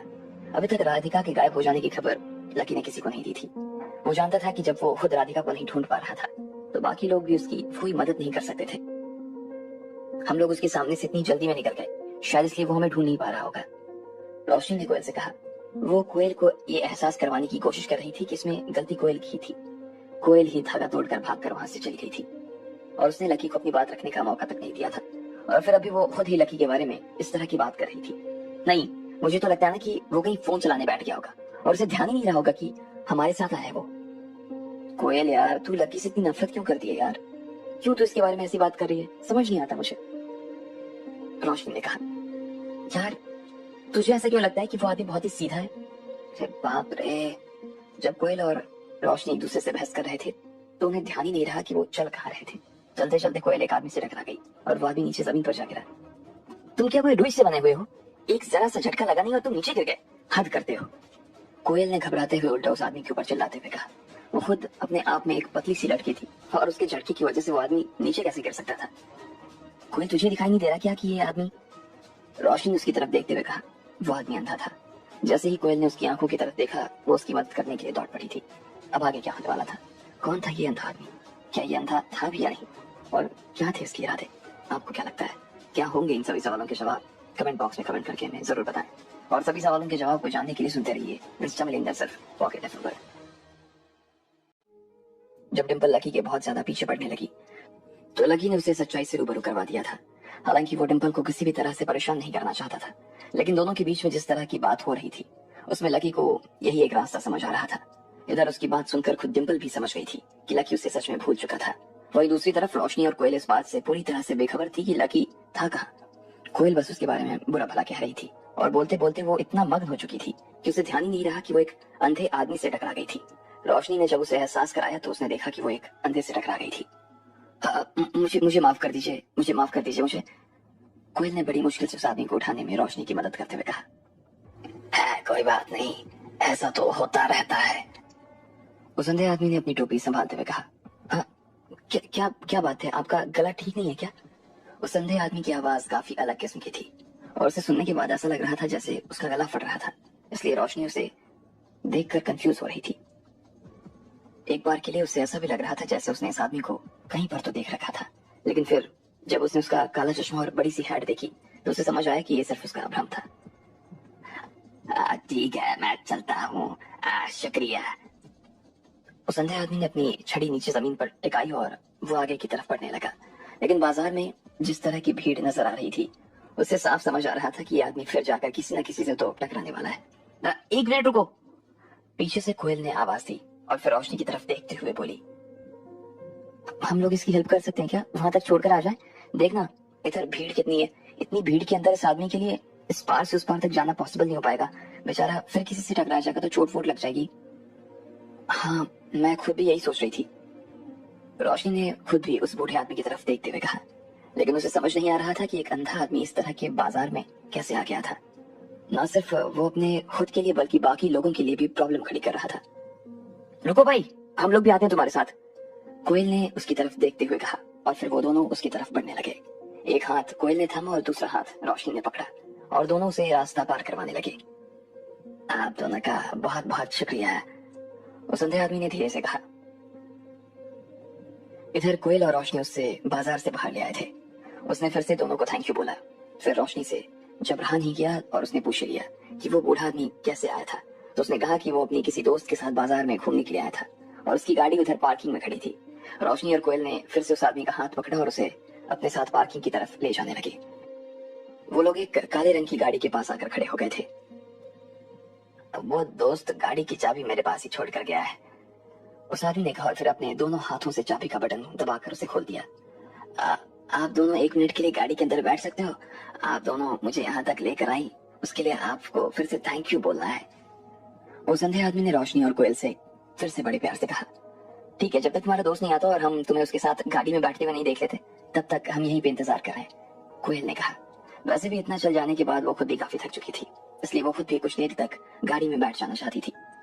आजा रोशनी, थोड़ी देर के लिए इस गाड़ी में बैठ जाते हैं। कोयल ने पीछे का दरवाजा खोला और फिर रोशनी का हाथ पकड़कर उसे भी अपने साथ बैठा लिया। रोशनी ने देखा कि वो आदमी अभी भी बाहर ही खड़ा था। कोयल ने उसकी तरफ देखा और बोली, तुम चाहो तो गाड़ी में आकर बैठ सकते हो। लेकिन उस आदमी ने कोयल की बात का कोई जवाब नहीं दिया और उसने सिर्फ हाँ में गर्दन हिला दी। ठीक इसी वक्त रोशनी का फोन बज उठा। ये फोन लकी का था। अरे रोशनी, कहाँ हो तुम? मैं तुम्हें कब से ढूंढ रहा हूँ, कहाँ निकल गई तुम लोग? नहीं तो उल्टा हम तुम्हें खुद इतनी देर से ढूंढने की कोशिश कर रहे हैं। तुम्हारे चक्कर में हमने तो पूरा मार्केट छान लिया है, लेकिन तुम कहीं नजर ही नहीं आए, कहाँ हो? इधर से रोशनी ने कहा। वो लकी से थोड़ा नाराज हो गई थी। उधर फोन की दूसरी छोर पर लकी को भी इस बात का एहसास हुआ कि उसमें गलती उसकी थी। उसे इस तरह बिना बताए उसे वहां से गायब नहीं होना चाहिए था। सॉरी यार, मुझे कुछ अर्जेंट काम आ गया था इसलिए मैं निकल आया था। वैसे तुम लोग अभी कहाँ पर हो? मुझे बताओ, मैं वहीं पर आ रहा हूँ। ठीक इसी वक्त जब रोशनी उसके सवाल का जवाब देने ही वाली थी तभी कोयल ने उसके हाथ से उसका फोन छीन लिया था। क्या है, तुम्हें हमारा पीछा करने की कोई जरूरत नहीं है। तुम्हें जहाँ जाना है ना, तुम जा सकते हो, समझे ना? अब चुपचाप निकलो यहाँ से, कोयल ने जोर से लकी के ऊपर चिल्लाते हुए कहा। मैं कोई खुद से नहीं आया था, समझी? अमित ने मुझसे कहा था कि तुम दोनों को अकेले नहीं जाने देना चाहिए, इसलिए तुम दोनों का ध्यान रखने के लिए मुझसे कहा गया था। अब चुपचाप बताओ कहाँ हो, वरना बेकार में कुछ हो जाएगा तो सारी बात ना मेरे ऊपर आ जाएगी। हाँ तो तुम तो चाहते ही हो ना यही कि हमारे साथ कुछ हो जाए, यही तो सोच रहे हो तुम। लेकिन तुम ऐसा सोच भी कैसे सकते हो कि हमारे साथ इतनी आसानी से कुछ हो जाएगा? तुम अपना ध्यान रखो, हमारे साथ ना कुछ नहीं होगा, उल्टा तुम्हारे साथ ना कुछ हो जाएगा। कोयल ने लकी के ऊपर तंज कसते हुए कहा। देखो कोयल, मैं मजाक के मूड में बिल्कुल नहीं हूँ और ना ही तुम्हें कोई ताना मार रहा हूँ। मैं सिर्फ इतना भर कह रहा हूँ कि सच में कुछ हो जाएगा उससे पहले मुझे बता दो कि कहाँ हो तुम। लकी ने फिर से कोयल से पूछा। इस बार उसकी आवाज काफी गंभीर नजर आ रही थी। देखो लकी, एक बात मैं भी तुम्हें तुम्हारे तरीके से समझा देती हूँ कि अगर हमें कुछ भी हो गया ना तो भी उसमें ना तुम्हारा कोई लेना देना नहीं है, इसलिए प्लीज ना तो तुम्हें मुझे और रोशनी को परेशान करने की कोई जरूरत है, समझे ना? कैसी बात कर रही हो तुम यार? वैसी ही बात कर रही हूँ जैसा तुम सुन रहे हो, और जैसी भी बात कर रही हो ना उसे चुपचाप सुन लो। जब लकी और कोयल एक दूसरे से फोन पर बहस कर रहे थे तब वो आदमी चुपचाप ड्राइवर की सीट पर बैठ गया था। अरे तुम फोन मुझे। रोशनी इधर से कोयल से फोन लेने की कोशिश कर रही थी लेकिन वो उसे फोन देने के लिए तैयार नहीं थी। इतने में रोशनी को गाड़ी के इंजन के चालू होने की आवाज आई और उसकी आंखें खुली की खुली रह गई। उसने देखा कि वो अंधा आदमी गाड़ी की ड्राइविंग सीट पर बैठा हुआ था और उसने चाबी घुमा दी थी। तुम अंधे नहीं हो? Oh shit. इतने में उसने गाड़ी के दरवाजे को लॉक कर उसे आगे बढ़ाना शुरू कर दिया और खुद पीछे की तरफ देखने लगा था। तुम्हें ये बात अब जाकर समझ आई है? उस अंधे आदमी ने एक शैतानी मुस्कान के साथ उन दोनों की तरफ देखा और फिर अपनी हैट और अपना चश्मा निकाल लिया। मोहित रायज़ादा। इधर से कोयल ने जैसे ही उसकी शक्ल देखी तो वो जोर से चिल्लाई। वो आदमी जो ड्राइविंग सीट पर बैठा था वो कोई और नहीं बल्कि मोहित रायज़ादा ही था, जिसने पहले भी कोयल के परिवार को परेशान किया था। क्या हुआ? इधर से लकी के फोन में चिल्लाने की आवाज आने लगी, लेकिन इतने में मोहित ने कोयल के हाथ से उसका फोन छीन लिया और काट दिया। फिर उसने कोयल और रोशनी को देखते हुए एक भयानक सी हंसी हंसी। वो उन दोनों को ऐसे देख रहा था जैसे कोई शेर बकरियों की तरफ देख रहा था। क्या बात है कोयल, तुम अभी तक अपने बाप को भूली तो नहीं हो? मोहित ने कोयल की तरफ देखते हुए कहा। क्या क्या चाहते हो तुम? चुपचाप गाड़ी का दरवाजा खोलो, इधर से कोयल ने उसके ऊपर चिल्लाते हुए कहा। लेकिन लॉक लगा होने की वजह से वो उसे खोल नहीं पा रही थी। पिछली बार वो चेतन रस्तोगी, जो कि दिल्ली ट्रेड यूनियन के प्रेसिडेंट थे, उन्होंने कोयल के परिवार की मदद कर दी थी और कोयल और उसके परिवार को मोहित और उसके परिवार से बचा लिया था। इस बात की वजह से कोयल के अंदर कुछ ज्यादा ही कॉन्फिडेंस आ गया था और उसने मोहित की बीच बाजार में धुलाई कर दी थी। आज मोहित उसी धुलाई का बदला लेने के लिए वहां आया हुआ था। तभी एक जोर की आवाज आई। मोहित ने कोयल के गाल पर जोरदार तमाचा लगा दिया था। फिर उसने कोयल को उसके बालों से पकड़ा और अपने दांतों को कसकर खींचते हुए कहा, बहुत ज्यादा ड्रामा कर रही है तू मेरे सामने। बन तो ऐसे रही है जैसे कुछ याद ही नहीं तुझे। तुझे क्या लगता है तू है साली कौन? अब अगर मैं तुझे यमुना नदी में फेंक दूंगा ना, तो अभी मैं तुम्हारा कुछ नहीं बिगाड़ पाएगी, समझी ना साले कुतिया। मोहित ने कोयल को अपने मजबूत हाथों से पूरी तरह से झकझोर दिया था। कोयल ने उसकी पकड़ से अपने आप को छुड़वाने के लिए अपनी गर्दन थोड़ी इधर उधर घुमाई तो उसके मुंह के पास से थोड़ा सा खून बहना शुरू हो गया। कोयल, कोयल! जैसे ही रोशनी ने देखा कि उसके चेहरे पर से खून बहना शुरू हो गया तो उसने उसे कसकर गले लगा लिया। इस वक्त रोशनी बहुत ज्यादा घबरा गई थी। उसे ऐसा लग रहा था कि मोहित उन दोनों के साथ कुछ बहुत ही बुरा करने की फिराक में था।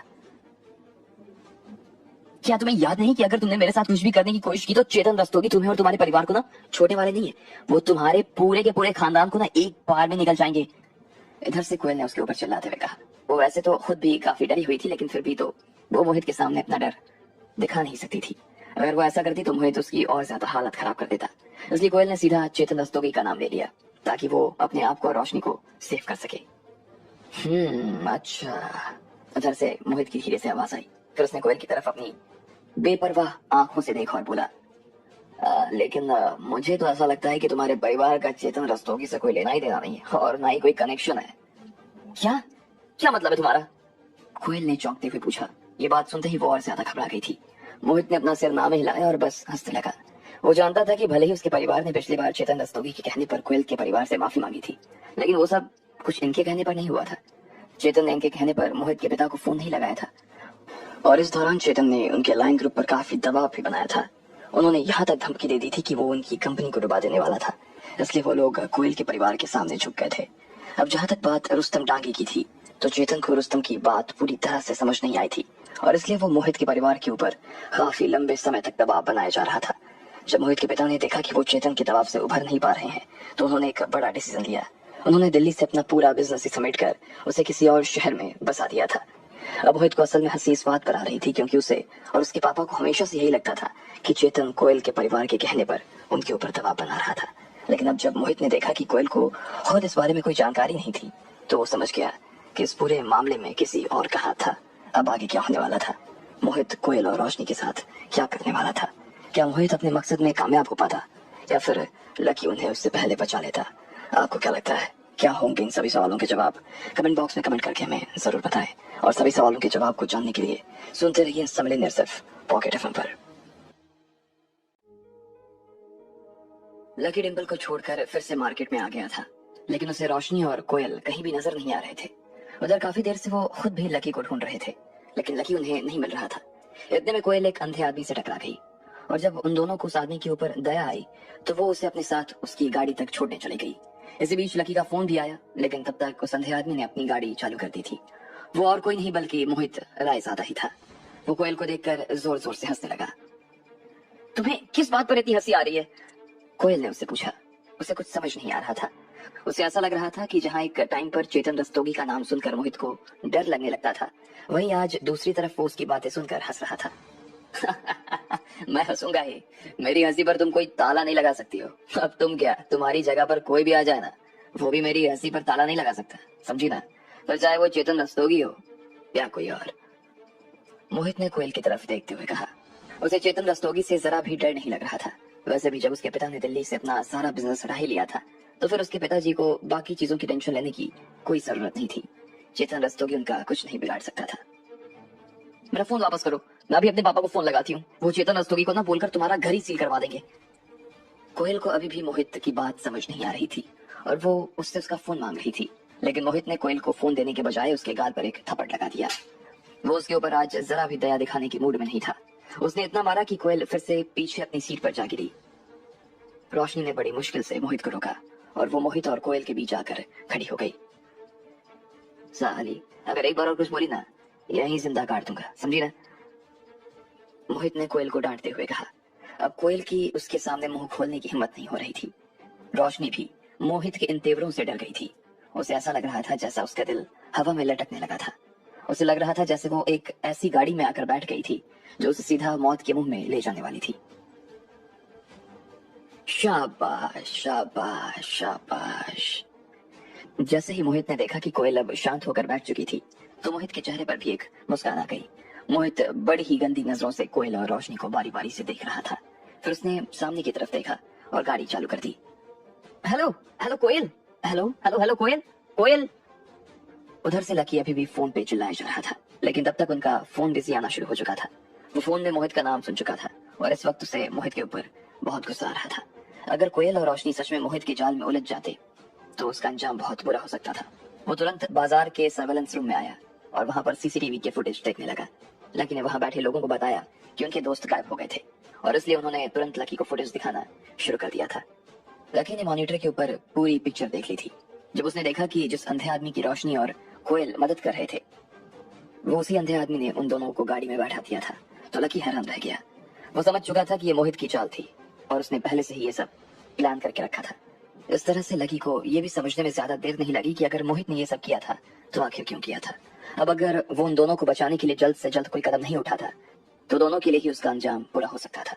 जब लकी को परिस्थिति की गंभीरता के बारे में पता चला और उसने देखा कि इस वक्त उसे जल्द से जल्द कोई एक्शन ले लेना चाहिए, तो लकी तुरंत उस कमरे से बाहर निकला और उसने सबसे पहले रुस्तम डांगी को फोन मिलाया। इस वक्त इस सिचुएशन से निपटने में रुस्तम के अलावा उसकी और कोई भी आदमी मदद नहीं कर सकता था। लकी सर, आपको इतना परेशान होने की जरूरत नहीं है। मैं अभी क्रांति रायजादा को फोन लगाता हूँ, वो अपने बेटे को फोन लगाएगा। आप चिंता मत कीजिए, मोहित आपके दोस्त को हाथ तक नहीं लगाएगा, वादा है मेरा। रुस्तम ने लकी को आश्वस्त करते हुए कहा। वो लकी के दिल के भाव को अच्छे से समझने लगा था और खुद लकी भी उसकी बात सुनकर शांत हो गया था। ठीक है रुस्तम। इधर जब रुस्तम ने उससे इतना कह दिया था तो उसके लिए फिर अब मोहित इतनी बड़ी समस्या नहीं रह गया था और वो आराम से उससे निपट सकता था। लकी का दिल थोड़ा शांत हो गया और उसने फोन काट दिया। लगभग 10 मिनट के बाद ही रुस्तम का दोबारा लकी को फोन आया। लकी सर, मैंने बहुत कोशिश की लेकिन क्रांति रायजादा का फोन ही नहीं लगा। फिर जब मैंने बाकी लोगों से पता किया तो पता चला कि उसने अपना सारा बिजनेस किसी दूसरे शहर में शिफ्ट कर दिया है। पिछली बार जब हमने उसे ऑन करने के लिए चेतन रस्तोगी का इस्तेमाल किया था ना, तो उसके बाद से ही उसने परेशान होकर अपना सारा बिजनेस किसी दूसरे शहर पर शिफ्ट कर लिया है। मुझे तो यही समझ आ रहा है सर कि ये सब उसने गुस्से में आकर किया है और वो ये सब कोयल से बदला लेने के लिए कर रहा है सर। रुस्तम की आवाज भारी होनी शुरू हो चुकी थी। आप अभी दिल्ली में है क्या? मैं भी आपके पास आता हूँ, रुस्तम ने कहा। लेकिन जब लकी ने सुना कि रुस्तम अभी अपनी बातों से डगमगा रहा था तो उसने कहा, नहीं, आप कहाँ, मुझे वो बताओ, मैं वहीं पर आता हूँ। रुस्तम ने लकी से कहा, ठीक है सर, आप चिंता मत कीजिए, मैं किसी को आपको लाने के लिए भेज देता हूँ और तब तक इधर खुद भी आपके दोस्तों के बारे में पता लगाने की कोशिश करता हूँ। रुस्तम ने इतना कहा और फोन काट दिया। इसके लगभग 20 मिनट के बाद ही एक आदमी गाड़ी लेके लकी के पास आ गया था। लकी उस गाड़ी में बैठा और रुस्तम के पास जाने के लिए रवाना हो गया। ठीक इसी वक्त मोहित भी दिल्ली के बाहरी इलाके में एक छोटे से होटल के सामने गाड़ी रोक चुका था। उसने जोर से ब्रेक लगाया और गाड़ी आकर रुक गई। मोहित गाड़ी से बाहर आया और उसने दरवाजा खोलकर कोयल को अपनी तरफ खींच लिया। फिर उसने उसकी दोनों हथेलियों को रस्सी से बांधा और उसमें रोशनी को भी बांध दिया। दोनों को बांधने के बाद उसने गाड़ी के दरवाजे लगा दिए। उस होटल का मालिक मोहित को अच्छी तरह से जानता था। उसने उसे आते ही सलाम कर दिया था और इसलिए वो जो भी कर रहा था उस पर बाकी और कोई भी कुछ नहीं कहने वाला था। चलो अंदर, मोहित ने उन दोनों को कमरे के अंदर धक्का देते हुए कहा। रोशनी और कोयल दोनों ही नीचे जमीन पर जा गिरे थे और पीछे से मोहित ने दरवाजा बंद कर दिया था। इधर बड़ी मुश्किल से कोयल और रोशनी अपनी जगह पर खड़े हो गए थे। ठीक इसी वक्त उन दोनों ने देखा कि कमरे के अंदर एक बूढ़ा आदमी भी बैठा हुआ था। वो मोहित के जैसा ही दिख रहा था, बस फर्क इतना था कि उसकी उम्र उससे 30 साल ज्यादा लग रही थी। आज तो मुझसे एक छोटी सी गलती हो गई। मैं गया तो सिर्फ कोयल को पकड़ने के लिए था, लेकिन मुझे मालूम नहीं था कि उसके साथ एक और लड़की है। वैसे देखने में तो ये भी कोयल से कुछ कम नहीं है, मोहित ने अपने पिता के पास आते हुए कहा। क्रांति और मोहित दोनों ही कोयल और रोशनी को देखकर मुस्कुरा रहे थे। बहुत बढ़िया किया बेटा, अब तो खेल में हमें ज्यादा मजा आएगा। पहले हम इसके साथ खेलेंगे और फिर उसके साथ भी। क्रांति ने अपनी दाढ़ी पर हाथ फेराते हुए कहा। दोनों बाप बेटे उन लड़कियों को बहुत ही गंदी नजर से देख रहे थे। उन दोनों की आंखों को देखकर ऐसा लग रहा था कि उन दोनों में रत्ती भर का अंतर नहीं था। अब क्रांति रायजादा किसी अमीर आदमी की तरह नहीं दिख रहा था। जब कोयल और रोशनी ने उन दोनों बाप बेटों के इस रूप को देखा तो वो अंदर तक से हर उठी। वो दोनों मारे डर के कमरे के कोने में जाकर छिप गई।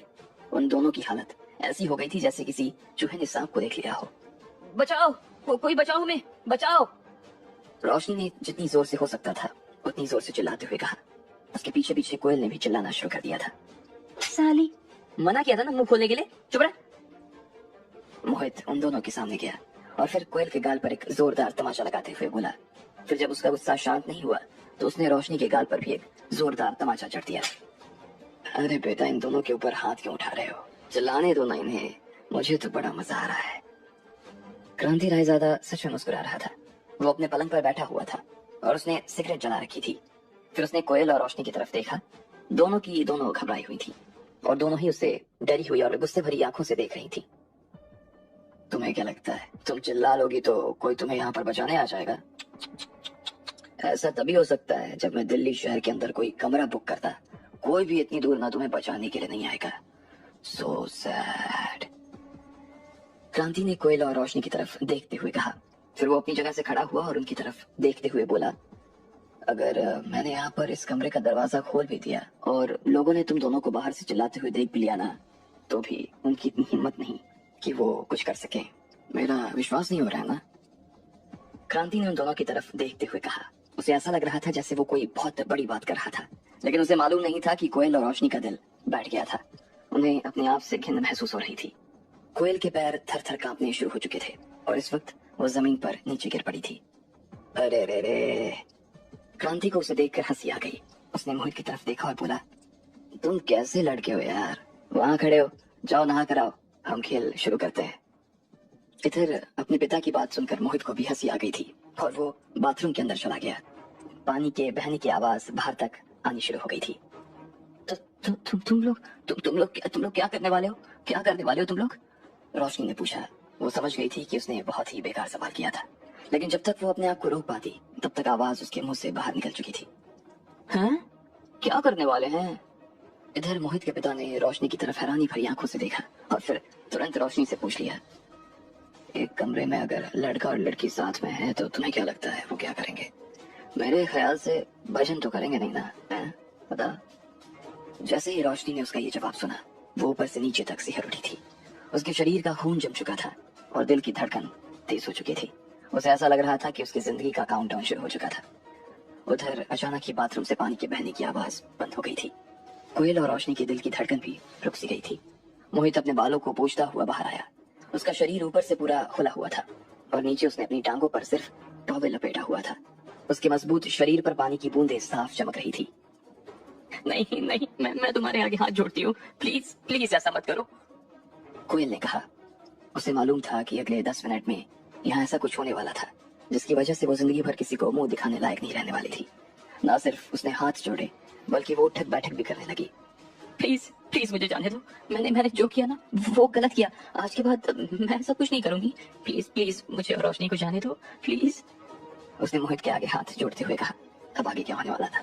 क्या मोहित उन्हें छोड़ देता या फिर आज कोयल अपने आप को नहीं बचा पाती? आपको क्या लगता है क्या होंगे इन सभी सवालों के जवाब? कमेंट बॉक्स में कमेंट करके हमें जरूर बताएं और सभी सवालों के जवाब को जानने के लिए सुनते रहिए इंस्टामिलियन सिर्फ पॉकेट एफएम पर। जैसे ही लकी को इस बात का एहसास हुआ कि रोशनी और कोयल बहुत बड़ी मुसीबत में फंस गए थे तो उसने तुरंत रुस्तम को फोन लगा दिया, लेकिन रुस्तम खुद भी लकी की इस मामले में कोई मदद नहीं कर पा रहे थे। इधर मोहित रोशनी और कोयल को लेकर अपने साथ दिल्ली से बाहर एक होटल में ले गया था। वहां पर ना सिर्फ मोहित था बल्कि उसके पिता भी मौजूद थे। रोशनी और कोयल दोनों को उनकी नीयत ठीक नहीं लग रही थी और इससे पहले कि वो उन दोनों के साथ कुछ करते, कोयल ने मोहित के सामने उठक बैठक लगाना शुरू कर दिया। प्लीज प्लीज प्लीज जाने दो हमें। अगर हमने तुम्हें ऑफेंड किया ना तो तुम कुछ और मांग लो, तुम जो चाहोगे मैं तुम्हें दिलवा दूंगी, लेकिन प्लीज छोड़ दो मुझे, जाने दो मुझे। वो जो तुम कर रहे हो वो वैसे भी कानून के खिलाफ है। भले ही कोयल जानती थी कि इससे कुछ भी नहीं होने वाला था, फिर भी उसने मोहित और उसके पिता के सामने हाथ फैलाना शुरू कर दिया था।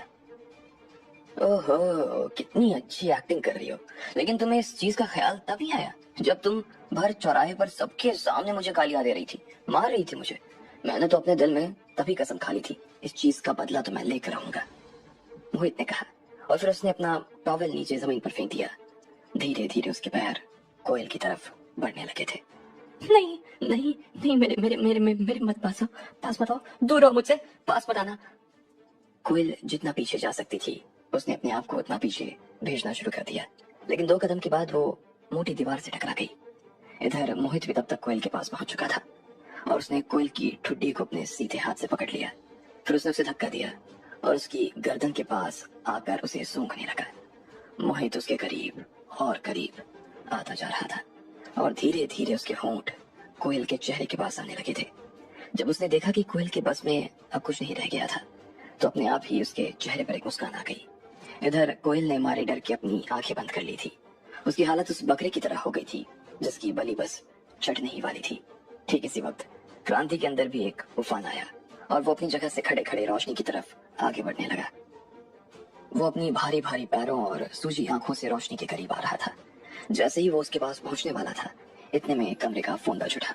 उसकी घंटी की आवाज से पूरा कमरा गूंज उठा था। क्रांति ने 1 सेकंड के लिए ठिठक कर अपने पैरों को रोका और फिर वो अपने फोन की तरफ देखने लगा। उसने इस होटल के मालिक को पहले ही आगाह कर दिया था कि आज की रात वो उसे डिस्टर्ब न करे, इसलिए वो होटल के मालिक का तो फोन हो ही नहीं सकता था। अगर उसे कोई जरूरी बात करनी भी होती तो वो कमरे का दरवाजा बजाकर उसे चका देता, लेकिन अगर ये फोन होटल वालों की तरफ से नहीं था तो फिर किसकी तरफ से था? लैंडलाइन फोन तो सिर्फ और सिर्फ होटल से ही जुड़ा हुआ था और उसके अलावा उस पर कोई भी इंसान फोन नहीं कर सकता था। क्रांति ने एक बार के लिए बेबस सी खड़ी रोशनी की तरफ देखा और फिर वो घूमकर फोन की तरफ बढ़ने लगा। फिर उसने रिसीवर उठाया और उठाकर कुछ आगे बोला नहीं। उधर से सामने वाला बंदा भी 1 सेकंड के लिए तो चुप रहा, फिर एक गहरी सांस लेने के बाद बोला, मैं रुस्तम डांगी बोल रहा हूँ। तुम रोशनी मैडम के साथ चाहे जो कुछ करने की सोच रहे हो, लेकिन उसे अभी के अभी बीच में ही रोक दो, वरना तुम्हारे लिए ठीक नहीं होगा। रुस्तम डांगी, रुस्तम डांगी।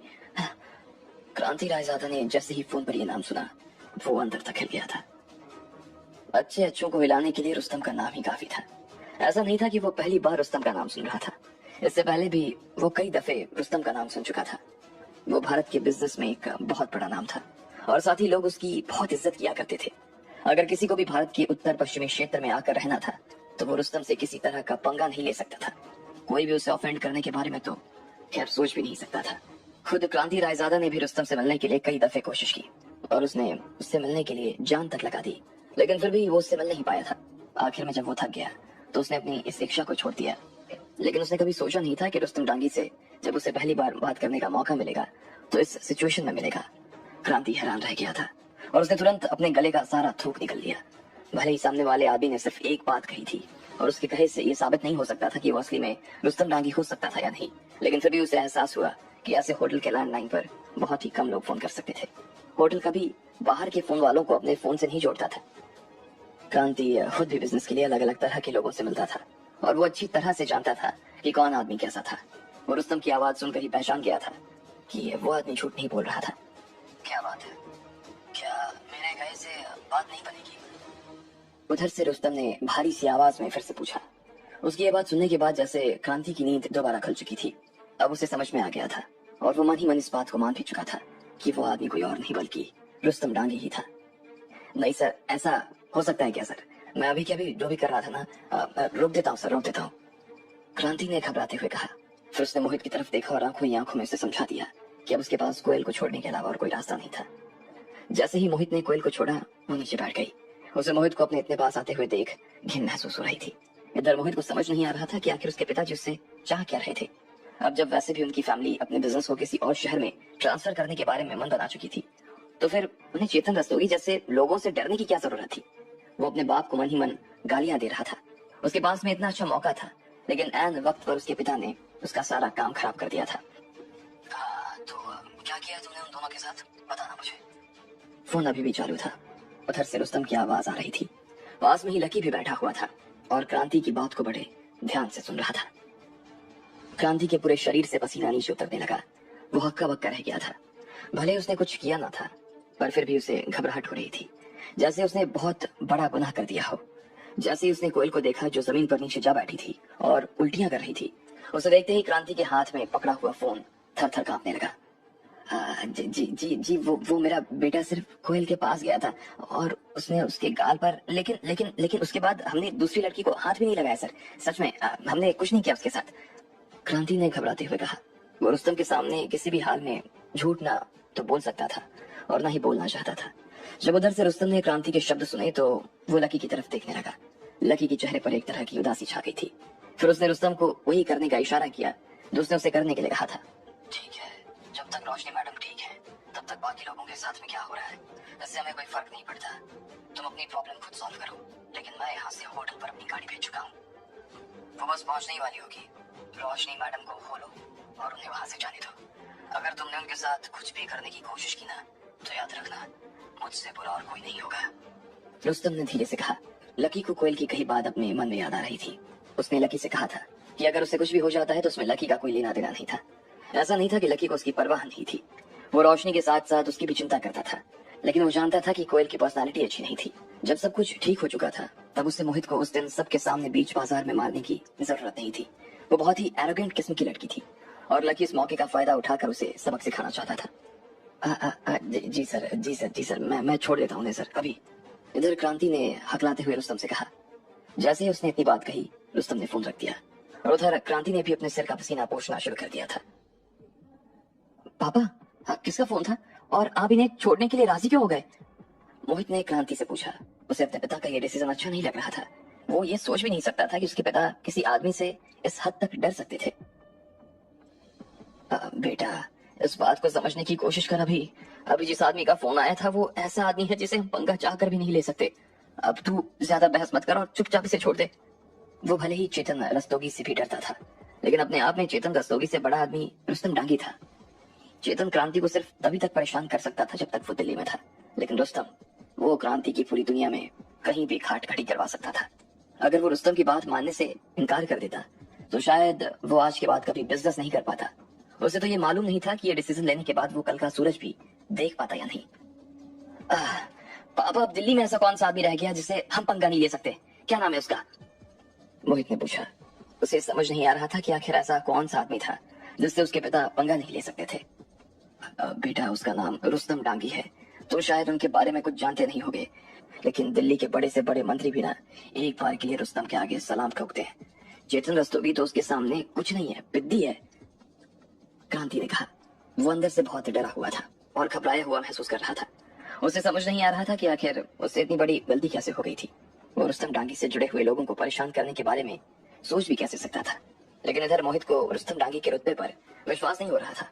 जब उसने रुस्तम का नाम नहीं सुना था तो वो उसकी बात पर विश्वास कैसे कर लेता, लेकिन क्योंकि उसके पिता ने ये कह दिया था तो उसके पास में कोयल को छोड़ने के अलावा और कोई रास्ता नहीं था। मोहित कोयल को घिन भरी नजरों से देख रहा था।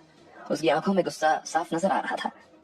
अगर ये फोन 10 मिनट के बाद आया होता ना तो इस वक्त तक कोयल नरक की यातना झेल चुकी होती और साथ ही मोहित के दिल को भी सुकून मिल जाता, लेकिन अब उसके पास सिवाय अफसोस करने के और कोई चारा बाकी नहीं रह गया था।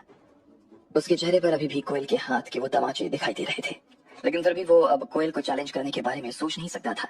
एक बार अगर वो रुस्तम डांगी को नाराज कर देता तो इस चीज का खामियाजा उसके परिवार के लोगों को जिंदगी भर के लिए भुगतना पड़ सकता था। तुम जैसे बेशर्म बाप बेटों को तो जेल की सलाखों के पीछे सड़ना चाहिए था, कोयल ने मोहित के चेहरे की तरफ देखते हुए कहा।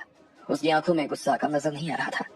फिर उससे रहा नहीं गया और उसने आगे आकर मोहित के कमर के नीचे उसे लात मार दी। मोहित मारे दर्द की चिल्ला उठा था। दर्द की वजह से उसकी आंखें ऊपर तक चढ़ाई थी। अब आगे क्या होने वाला था?